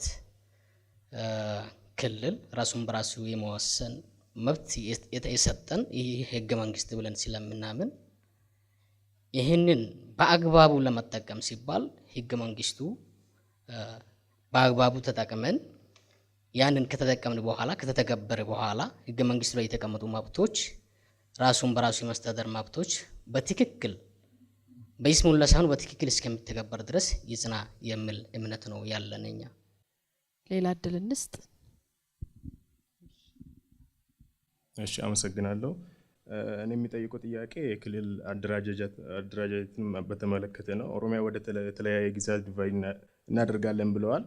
እንዲሁም መልቲፕል ቋንቋ በአንድ ግዛት ውስጥ የስራ ቋንቋ ሲሆን እናደርጋለን ብላችኋል። እዚህ ላይ እኔ የሚጠይቀው ጥያቄ አንደኛ የተለያዩ ቋንቋዎች በአንድ ግዛት ውስጥ የስራ ቋንቋ የሚሆኑ ከሆነ አንደኛ የአድሚኒስትሬሽን ኮስት ኢንክሪዝ ይሆናል። አንድ ሰርቪስ ለመስጠት መንግስት ሁለት አይነት ቋንቋ ስለሚጠቀም ብዙ የፐብሊክ ሰርቫንቶችን ይቀጥራል። ይህ ደግሞ አድሚኒስትሬሽን ኮስትን ኢንክሪዝ ያደርጋል።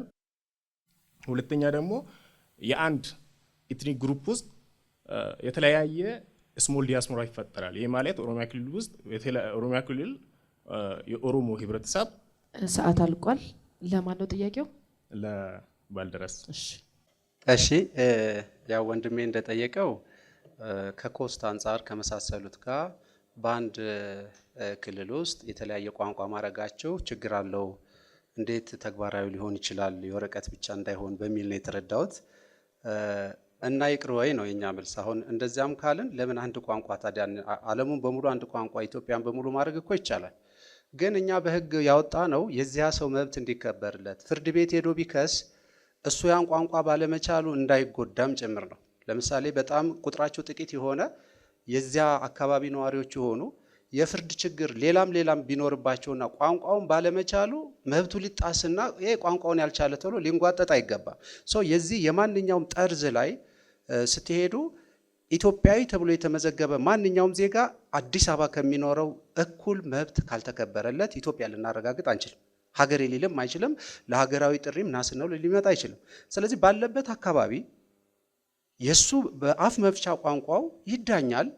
እንደ ሀገር ደግሞ ከሌሎቹ ጋር እንዲግባባ አብዛኛው የሀገሩ ማህበረሰብ የሚናገረውን ቋንቋ መለማመድ ደግሞ አለበት። እሱም አሰራር መመሪያዎች ምናምን የመሳሰሉት የአድሚኒስትሬሽን ስራዎች ይወጣሉ።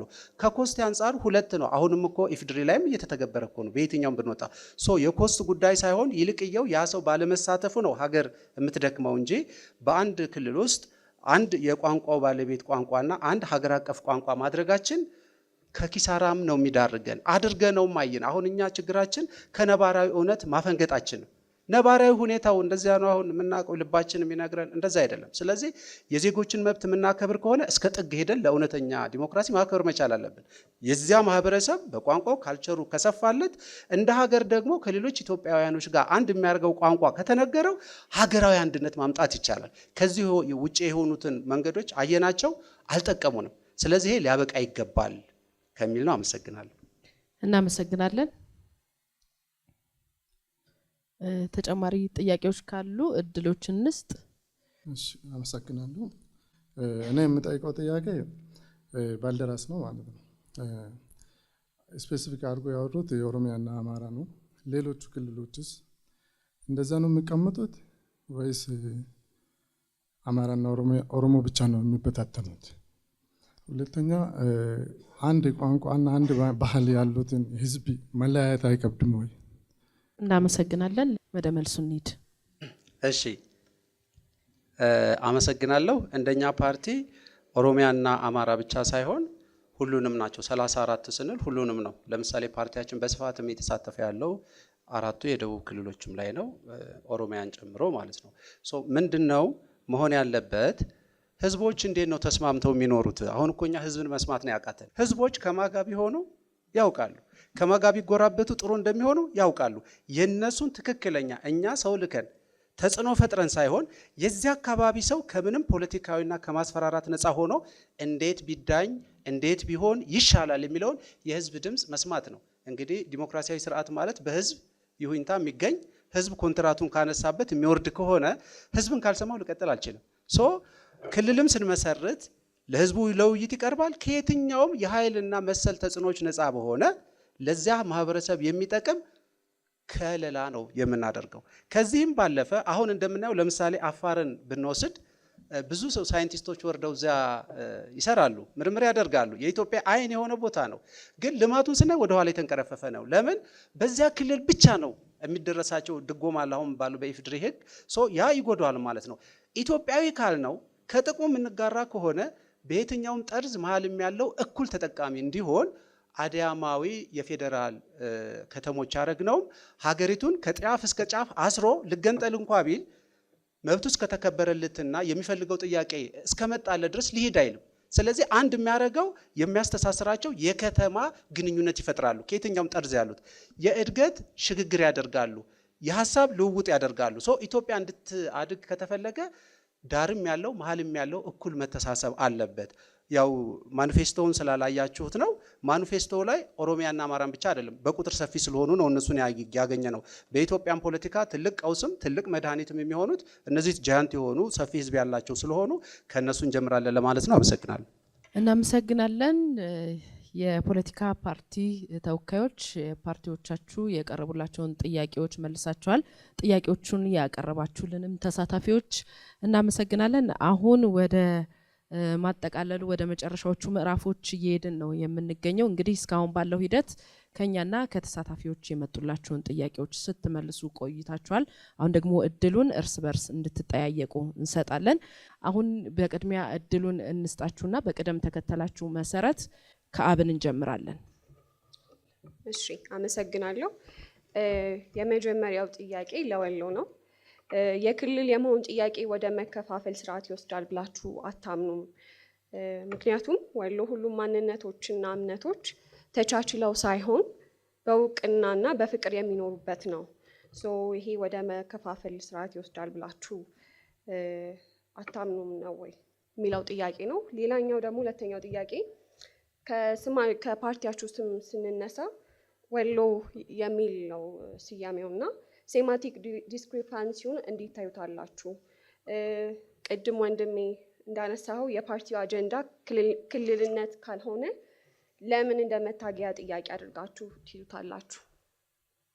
ወደ ምላሹ እንሄዳለን። አመሰግናለሁ። ከአብን ለተነሱ ጥያቄዎች መልስ እሰጣለሁ። የክልልነት ጥያቄ ወደ መከፋፈል አይወስድንም ወይ የሚል የመጀመሪያ ጥያቄ አስቀምጠዋል። ወደ መከፋፈል ቢወስድንማ ለምን ጠይቅ ነበረ? እኛ እየጠየቅን ያለነው በዋናነት የሰላምና የልማት ችግር ስላለብን የሰላምና የልማት ችግር፣ በዛውም በተጨማሪ ዲሞክራሲያዊና ህገ መንግስታዊ መብታችንን ኤክሰርሳይዝ የማድረግ ሙሉ መብት በህገ መንግስቱ አንቀጽ 39 ላይ ስለተሰጠ ያንን መብት የመጠቀም ህገ መንግስታዊና ዲሞክራሲያዊ ጥያቄዎችን ነው ያነሳ ነው። በተጨማሪ የህዝባችን ጥያቄ ስለሆነ ይህንን ጥያቄ በተደራጀ መልኩ ከፓርቲው ውጪ የህዝባዊ ኮሚቴ ተዋቅሮ ጥያቄውን ማስገብቶ መልሱን ከፌዴሬሽን ምክር ቤት እየተጠባበቀ ይገኛል፣ ስርዓቱን ጠይቆ ስለሄደ። ወሎ የሚለው ስያሜ ከክልልነት አደረጃጀት ጋር ለተባለ ሁለተኛ ጥያቄ አሁንም የግንዛቤ ችግር አለ። ወሎ ሲባል በአንድ ብሔር የማስቀመጥ ነገር አለና ወሎ ህብረ ብሔራዊ ነው። ወሎ ውስጥ ከዚህ በፊት እንደዘረዘርኩት ኦሮሞ አለ፣ በዛ ያለ ማህበረሰብን ይዞ አማራውም እንደዚሁ በመከተል አለ፣ የአፋር ብሔረሰብ አለ፣ አገው አለ፣ አርጎባ አለ። እነዚህ ሁሉ በአንድ ተሰብስበው የሚገኙበትን ክልል በአንድ ነጠላ ክልል ስያሜ መሰየም ልክ እና አግባብ ስላልሆነ ይህን ህገ መንግስታዊ መብታችንን ነው የጠየቅ ነው። በዚሁ ለእርሶ እድሉን እሰጣለሁ። የወሎ ህዝቦች ዲሞክራሲያዊ ፓርቲ ለሌላኛው አንድ ፓርቲ ወይም ሁለት ፓርቲ ሁለት ጥያቄዎችን ማቅረብ ይቻላል። አመሰግናለሁኝ። የመጀመሪያ ጥያቄን ወደ ባልደራስ ላድርግ። ባልደራስ መንግስት በሆነና ምርጫውን ባሸንፍ ወደ 34 ራስ ገዛ አለማየት ወይም ደግሞ አካባቢ ቀይራለሁ የሚል አስቀምጧል። በአንድ ሳይዱ ደግሞ እዛው ላይ የህዝብ ይሁንታን ካገኘሁኝ ብሏል። ቀድሞ 34 ብሎ ቁጥሩን አስቀምጦ ከዛ በኋላ የህዝብ ይሁንታ መጠበቅ ምን አይነት አካሄድ ነው የሚለውን ጥያቄ አስቀምጣለሁ። ለአብን ደግሞ ከዚሁ ጋር ተያይዞ ማነሳው አንድ ጥያቄ አለኝ። ፓርቲው በየጊዜው በውስጣዊ ክፍፍል እና ግጭቶች እየተነሱ ይታያልና ከሚሰጧቸውም መግለጫ ይህንን በደንብ ተረድተናል። የራሱን አንድነት አስጠብቆ መሄድ ያቃተው ፓርቲ ሀገርን ቢያገኝ እንዴት ይመራል የሚለውን ጥያቄ መጠየቅ እወዳለሁ። አመሰግናለሁ። እናመሰግናለን። ባልደራስ ያው ወሎ የጠየቀን ወደ 34 አድያማዊ እንከፍላለን ብላችሁ አምጥታችሁ እንደገና ህዝብ እናወያያለን ማለት እንዴት ይኬዳል? መጀመሪያ ላይ ወሰናችሁ ተቀበሉ ነው እኮ እያላችሁ ያላችሁት የሚል ነው። እኛ ይህን ህገ መንግስት ወይም ደግሞ ይህንን የመፍትሄ ሀሳብ ብለን ማኒፌስቶ ስናወጣ በተለያዩ ሚዲያዎች ለቀናል። አስተያየቶች እየደረሱን ነው። ኢቭን እየታረመ ዝም ብለንም አላወጣንም። አባላቶች ከሁሉም ጠርዝ አለ። ስለዚህ እነዚህ አባላት የተወያዩበት ቢሆን የሚሉት ምሁራን ያሳተፍንበት መፍትሄ ነው። ስለዚህ ይሄም ሆኖ ግን ህዝቡ ይወያያል። ዝም ብለን የምንጭንበት የለም። እኛ ይሄን መፍትሄ አምጥተናል። ሲመርጠንም እኮ ስልጣን ላይ ወጣን ማለት ይሄን አፕሩቭ አደረገልን ማለት ነው። ከመጀመሪያው ስህተት የሚሆነው እሱ እኮ ነው። እኛ ይሄንን ማኒፌስቶ ይዘን የወጣ ነው። ህዝብ ከመረጠን ተቀብሎናል ማለት ነው። ያም ቢሆን ግን ለውይይት ደግሞ እናቀርባለን። ህዝብን የሚሰማ መንግስት ረጅም ጊዜ ይሄዳል፣ ሀገር ያሳድጋል። ህዝብን አለመስማት ነው የኛ የኢትዮጵያውያን ችግር ብለን እናምናለን። ስለዚህ እኛ ከተለያዩ ምሁራንና በዚህ ከሰለጠኑ ሰዎች አሁን ካለው ዓለም አቀፋዊና ሀገራዊ ችግሮች ተነስተን መፍትሄው የቱ ነው ብለን አየን። ብሔር መጥራት አልፈልግም። አንድ ብሔር ብትወስዱ በራሱ ብሔር ሲቆረቆዝ ታያላችሁ። በዚያ ውስጥ መከለሉ ዋስትና አልሆነውም። ለጥቂቶች መበልጸጊያ ነው እየሆነ ያለውና መጠቀሚያ እየሆነ ያለው። ይሄን ለመመለስ ከነባራዊ ሁኔታ፣ ከቋንቋ፣ ካዘማመድ፣ ከኑሮ የመሳሰሉት መታየት ወደ ክልልነት ሊገቡበት የሚችሉትን መስፈርቶች አካለን እናደርጋለን። ወደ ተግባር ስንገባ ያ ነገር ጉዳት ሆኖ ከመጣ ይገመገማል። ህዝብ ጥያቄ ያነሳል። ለህዝብ ድምፅ ጆሮ በመስጠት ችግሮችን እየነቀስን የምንሄድበት ነው። ሁለተኛም ከተለያየ ቦታ እኩል አይነት የፌዴራል ከተሞች ቢኖሩ እኩል ትኩረት የማግኘት እኩል የማደግ ለምሳሌ አፋር ክልል ብንሄድ ከውጭ የሚመጡ ፈረንጆች አሉ። ምቹ ነገር ብናደርግላቸው የተሻለ ኢንቨስትመንትም ይስባል። ለክልሉ ስለጣል ነው ፌዴራል ያለው ጥቂት ስለሆነ ይወድቃል። ስለዚህ እውነተኛ ለማድረግ ነው ይሄንን ያደረገው። እናመሰግናለን። ጨርሰዋል ሰዓቶትን። በተከታይነት ምላሽ ከአብን እንጠብቃለን። ጥያቄው የቀረበበት አግባብ ምን ላይ ተመስርቶ እንደሆነ ለኔ ግልጽ አይደለም። በፓርቲያችን ውስጥ ምንም ነገር የለም። ፓርቲያችን ጉባኤ አድርጎ ስራ አስፈጻሚ ማዕከላዊ ኮሚቴ ኖሮት በምርጫ አክቲቭሊ እየተወዳደረ ያለ ድርጅት ነው። የመድብለ ሀሳብ ወይም የተለያዩ ሀሳቦችን የማንሸራሸር ጉዳይ ከሆነ ይሄ እንደ ፖዚቲቭ ጉዳይ ነው ሊወሰድ የሚገባውና አንድነት ማለት ምን ማለት እንደሆነ ራሱ ሀሳቡን በማዛባት ላይ አንድ አይነትነት በሚል ትርጓሜ ይዘውት ከሆነ እሱ የተለያየ ነውና ጽንሰ ሀሳቡ የኮሬሌሽን በዚህ ውስጥ ስለ ሀሳባቸው ስለተለያየ ስለ ማህበረሰብ አንድነት አትናገሩም የሚል ሎጂክም ላይ የተመሰረተ ሀሳብ አይደለም የቀረበው ለማለት ፈልጋለሁ። ለመጨመር ያህል በፓርቲ ውስጥ የሚፈጠሩ የሀሳብ ግጭቶች ወደ አብን ሲመጣ በልዩነት የሚታይበት አግባብ ልክ ነው ብለን አናምንም። ከዚህም በመቀጠል ፓርቲያችን በተቋማዊ አካሄድ ስለሚያምን ከፓርቲው ተቋም የሚያፈነግጥ ማንኛውም ግለሰብ ሆነ አካሄድ ተቀባይነት ስለሌለው ይሄ ግጭት ቢፈጥር እንኳን የማንቀበለው ነገር ነው። አመሰግናለሁ። ጥሩ፣ እናመሰግናለን። በተከታይነት ወደ አፋር ህዝብ ፓርቲ እናመራለን። አመሰግናለሁ። የመጀመሪያው ጥያቄ ለአብን ነው። አብን አገራዊ ፓርቲ ነኝ ብሎ እየተንቀሳቀሰ ያለ ነው። በተለያዩ ክልሎች ላይም እየተንቀሳቀሰ ያለ ነው እና ስለ አማራ ህዝብ ጥያቄ ብቻ ስትናገሩ የሀገር ግንባታ የሁላችንም ድምር ውጤት መሆኑን አልዘነጋችሁም ወይ የሚል ነው። የብሔር ፖለቲካውን አያጠነጥንም ወይ? አብን የአማራን ብቻ ከሆነ የአማራ ብሔርተኝነትን ብቻ አያጠነጥንም ወይ የሚለው፣ ስለዚህ ወደ ብሔር ፖለቲካው አያስመጣችሁም ወይ የሚለውን ጥያቄ ነው የምጠይቀው። ሁለተኛው ለባልደራስ ነው። ባልደራስ የብሔር ፌዴራሊዝም ይቃወማል። በአፋር ላይ ደግሞ ለምሳሌ እንደ አፋር ህዝብ፣ እንደ ሶማሌ ህዝብ የተለያዩ ህዝቦች በራሳቸው ቋንቋ የመገዛትና ያላቸውን መሬት የማስጠበቅ መብት በነሱ በምን መልኩ ዋስትናውን ሊጠብቅ ይችላል? ለምሳሌ አሁን የፌዴራል ቋንቋ እንግሊዘኛና አማርኛ ነው ብለዋል። ወደ ለአፋር ደግሞ ምሳሌ ሲሰጡ አፋርኛና አማርኛ ብለዋል።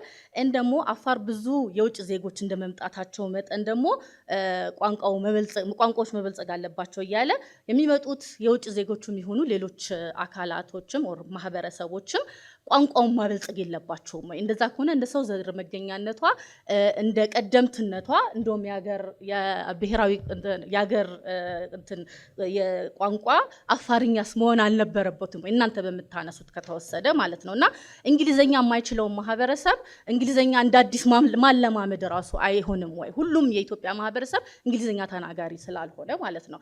ይሄንን የሌሎች ቋንቋዎችን ከማዳበር አንጻር ኦልሬዲ የዳበሩትን ማዳበር አለብን ካላችሁት አንጻር እንግሊዝኛን ጨምራችሁ አማርኛን ብቻ መውሰዳችሁ ደግሞ አፋር ላይ ያሉ ማህበረሰቦች ደግሞ አፋርኛን ማበልጸግ ሲችሉ ወይ ደግሞ ማውራት ሲችሉ አማርኛን አካተን በአማርኛ ይበልጽጉ ማለቱ እዛ አካባቢ ላሉ ማህበረሰቦች ምን አይነት ዋስትና ሊሰጥ ይችላል? እንዴት ሊዳኙበት ይችላሉ?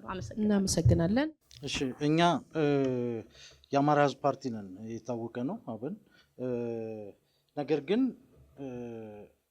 የብሔር ፖለቲካ መዳረሻው አድርጎ የሚንቀሳቀስ ድርጅት አይደለም።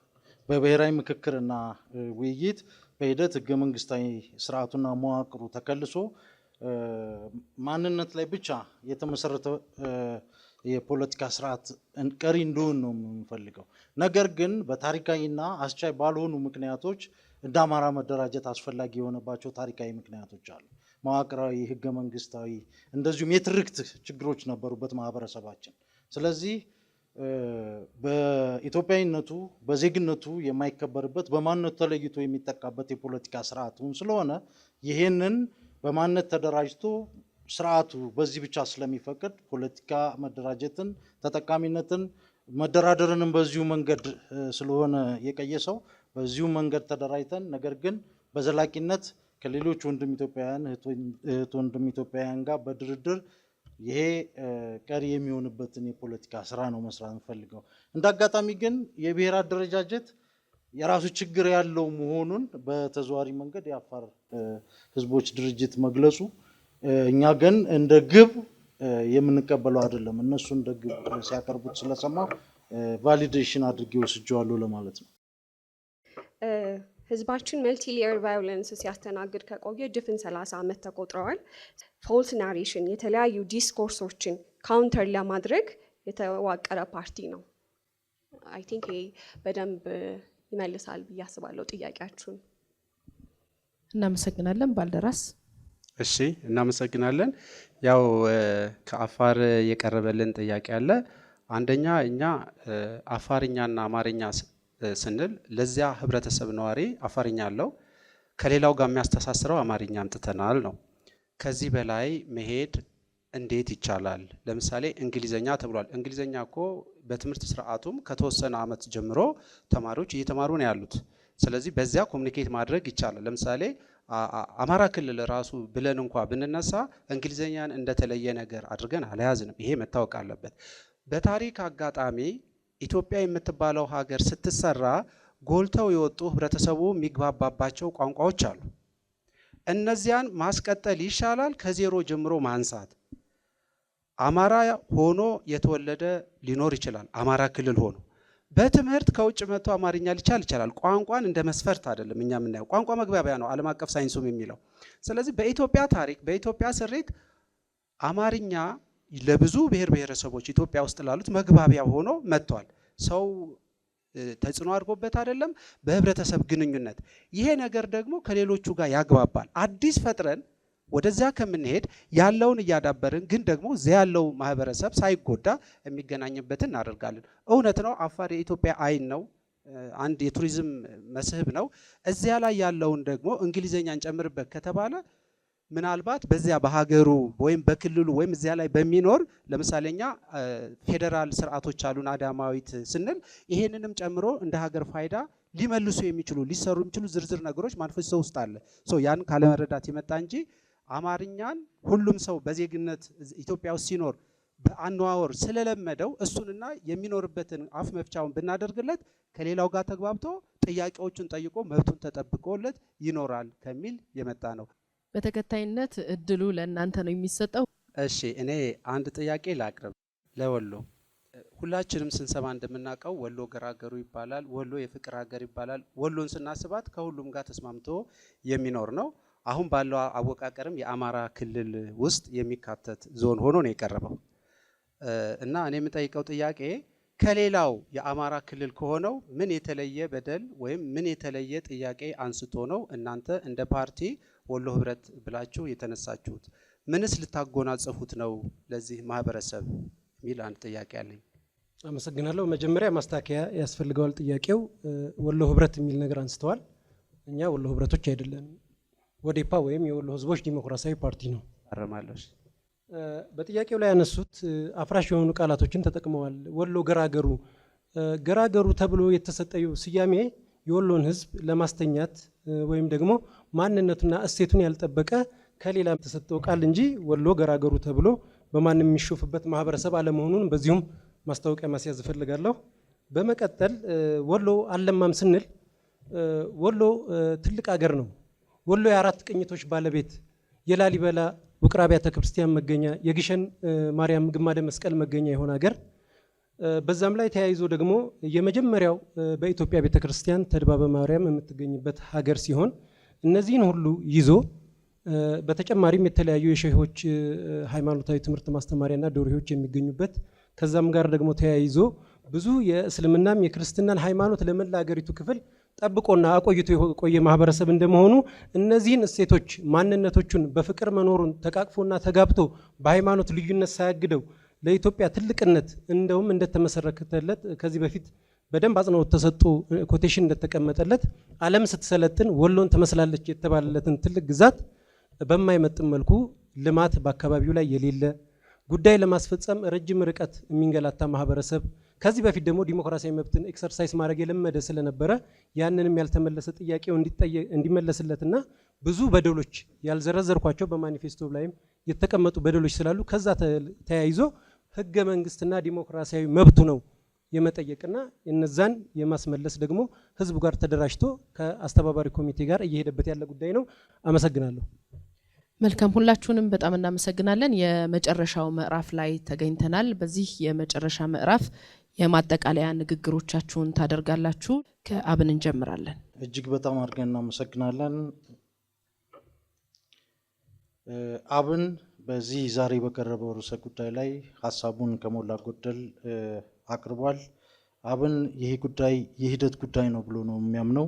የኢትዮጵያ ህዝብ ፖለቲካ ግንኙነቱን እንደገና የማዋቀር መብት ሊኖረው ይገባል፣ ወይም ኮንፊግሬሽን ኦፍ ሪሌሽንስ የምንለው ነገር ይገባል ብለን እናምናለን። ይህ መብት ሙሉ በሙሉ ለመስማማት ዋስትና ባይሰጥም ከመለያየታችን በፊት እንደምነጋገር ዋስትና ይሰጣል። ከመዋጋታችን በፊት የምንረዳዳበትን ስርዓት ያሰፍናል። ድምጻችን የሚሰማው በብሔር ብሔረሰቦች ተወካይነት ብቻ ሳይሆን ብዙ ግንኙነት ያላቸው ዜጎች ሆነን ይሆናል ማለት ነው። እኛ እንደ አማራ ብሔራዊ ንቅናቄ አብን እውነተኛ ህብረ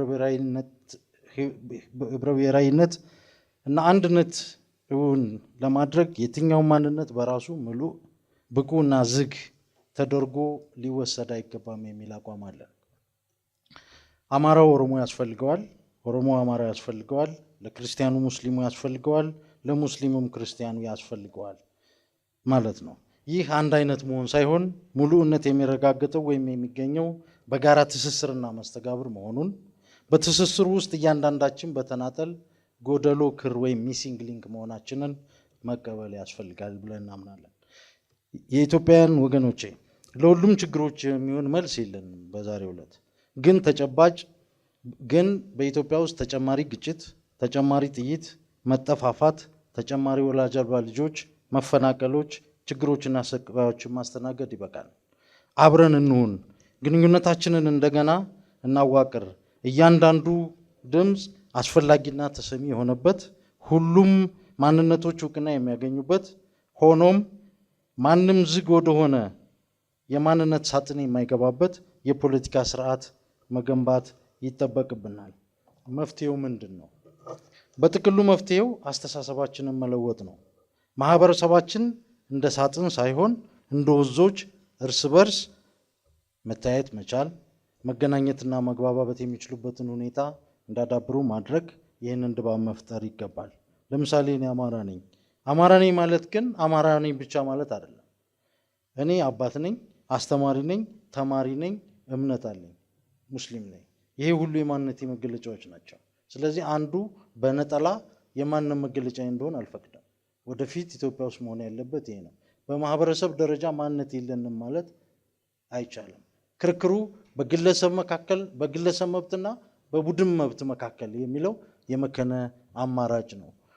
እሱ ቀሪ መሆን ይኖርበታል። ስለዚህ ጥያቄው መሰረታዊ ጥያቄው መሆን ያለበት እንዴት እንከፋፈል ወይም እንለያይ ሳይሆን እንዴት አብረን እንሆን፣ እንዴት አብረን እንተዳደር፣ እንዴት ሀገር አብረን እንገንባ፣ እንዴት ግንኙነታችንን እናጠናክር የሚል መሆን አለበት። በእርግጥ ይህ ቀላል ጉዳይ አይደለም። ሆኖም የማይቻል ደግሞ አይደለም። ሰዓት ጨርሰዋል። እናመሰግናለን። የወሎ ህዝቦች ዲሞክራሲያዊ ፓርቲ። አመሰግናለሁ። ውድ የሀገሬ ህዝቦች፣ የዜጎች የህብረ ብሔራዊነት መሰረት የሆነው የወሎ ህዝቦች ዲሞክራሲያዊ ፓርቲ የጾታ እኩልነት መብት በህግም በተግባርም በጾታ እኩልነት እጦት የሚመጡ ተግዳሮቶችን ለማድረቅ በግንዛቤ ማስፋፊያ፣ ትምህርት፣ ስልጠናና በፖለቲካ ውሳኔ ሰጪነት የጎላ ሚናና ድርሻ እንዲኖራቸው የሚያስችል አሰራር እንዲጎለብት ወዴፓ በብርቱ ይሰራል።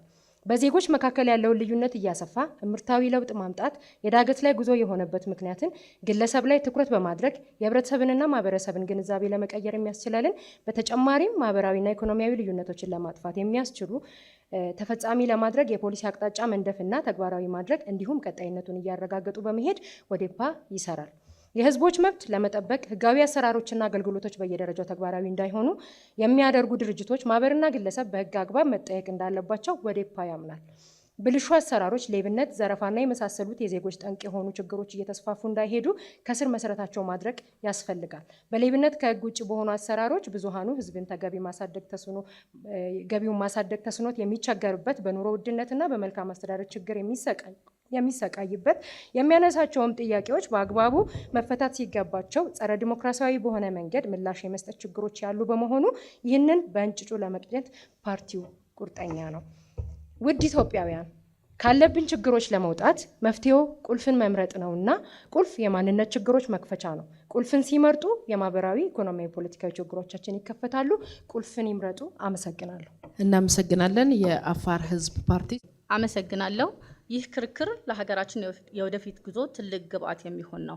እኛ በአህባስ ስም ስንመሰክር ፓርቲያችን በቂም በቀል ሳይሆን በፍትህ ላይ የተመሰረተ መሆኑን በድጋሚ እናረጋግጣለን። ኢትዮጵያዊነት እንደገና መተርጎም ያስፈልጋል።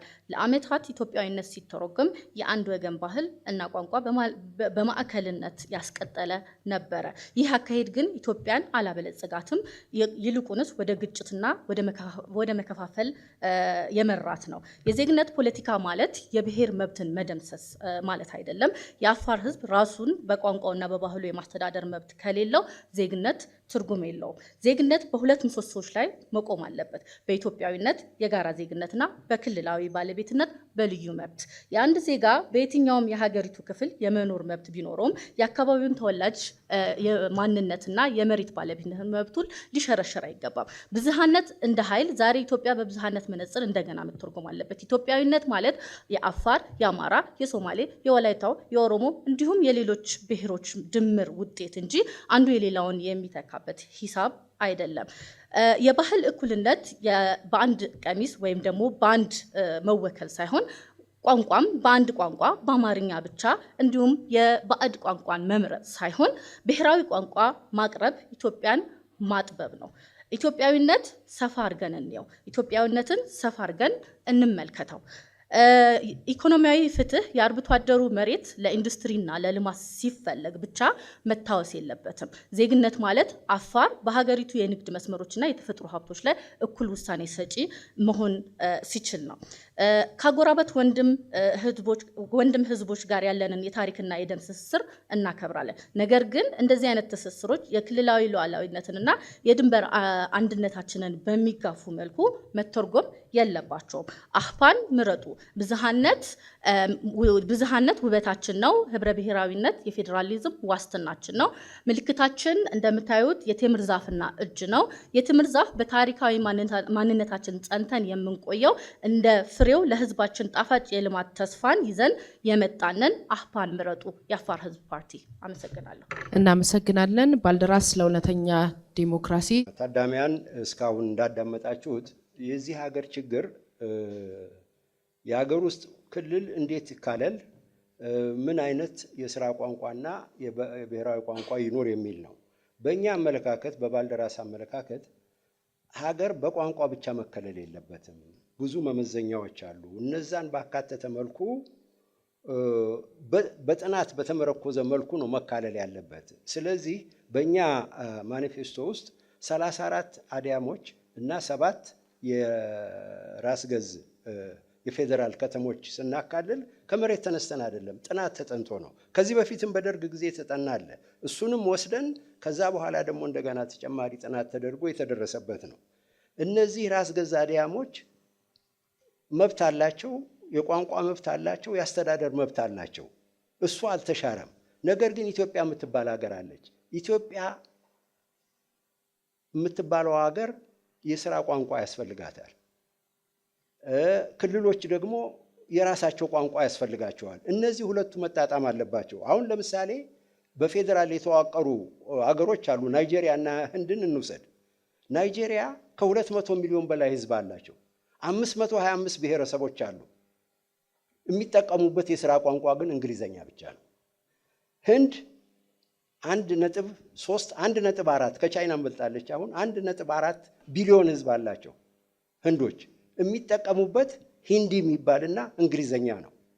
ስለዚህ ኢትዮጵያ ከዓለም ተገንጥላ የምትኖር አይደለችም። ከዓለም ጋር ንግድ አላት። ከዓለም ይሄ ንግድ በሚስማማ ቋንቋ መካሄድ አለበት። ስለዚህ ዋናው ነጥብ ምንድነው? 80 ብሔረሰቦች በእኛ ሀገር አሉ። በ80 ክልል ግን ልንተዳደር አንችልም። ስለዚህ ማኔጀብል የሆነ አሰፋፈራቸው የተቀራረበ፣ ባህላቸው የተቀራረበ፣ ጂኦግራፊያቸው ለልማት ያመቼ፣ ለአስተዳደር ቅልጥፍና ያላቸውን አካባቢዎች በዚህ መልክ ብናዋቅርና ትልቁ ችግር ደግሞ ስምንና መሬትንና ብሔረሰብን አለማገናኘት፣ ሰላም የምናገኝበትን የፖለቲካ አደረጃጀት እንምረጥ። ይሄ ደግሞ ከዓለም አቀፍ ተመክሮ መውሰድ ይኖርብናል። አሁን እኛ በእኛ ህገ መንግስት ውስጥ ለምሳሌ የአፋር ራስ ገዝ አድያም አለ። የመሬት ይዞታቸው በአርብቶ አደር ይዞታ በወል ነው የሚተዳደረው። በቋንቋቸው ይጠቀማሉ። አገሪቱ ግን የስራ ቋንቋ ያስፈልጋታል። በርከት ያለ ህዝብ ያላቸው ደግሞ ብሔራዊ ቋንቋ እንዲሆኑ እንፈልጋለን። እኛ የስራ ቋንቋ ብለን ያቀረብናቸው አማርኛና እንግሊዝኛ ሲሆን ተጠናቋል። እናመሰግናለን። እዚህ የተገኛችሁ የፖለቲካ ፓርቲዎች እንዲሁም ደግሞ ከተለያዩ ተቋማትና የማህበረሰብ ክፍሎች የተወከላችሁ ተሳታፊዎቻችን እንዲሁም በያላችሁበት ሆናችሁ ይህንን የምርጫ የክርክር መርሃ ግብር የምትከታተሉ ተመልካቾቻችን ይሄ የክርክር መድረክ የተዘጋጀው በኢትዮጵያ ብሔራዊ ምርጫ ቦርድ ለሰባተኛው ጠቅላላ ምርጫ ሲባል ነው። የፖለቲካ ፓርቲዎች ያላቸውን ዓላማ ርዕዮተ ዓለማቸውን ለመራጩ ህዝብ በሚገባ የሚያስተዋውቁበት፣ መራጩ ህዝብም ደግሞ ማንን መምረጥ እንዳለበት ለመወሰን የሚያግዘውን መረጃዎች የሚያገኝበት የክርክር መድረክ ነው። እዚህ የተገኛችሁትን በጠቅላላ እናመሰግናለን።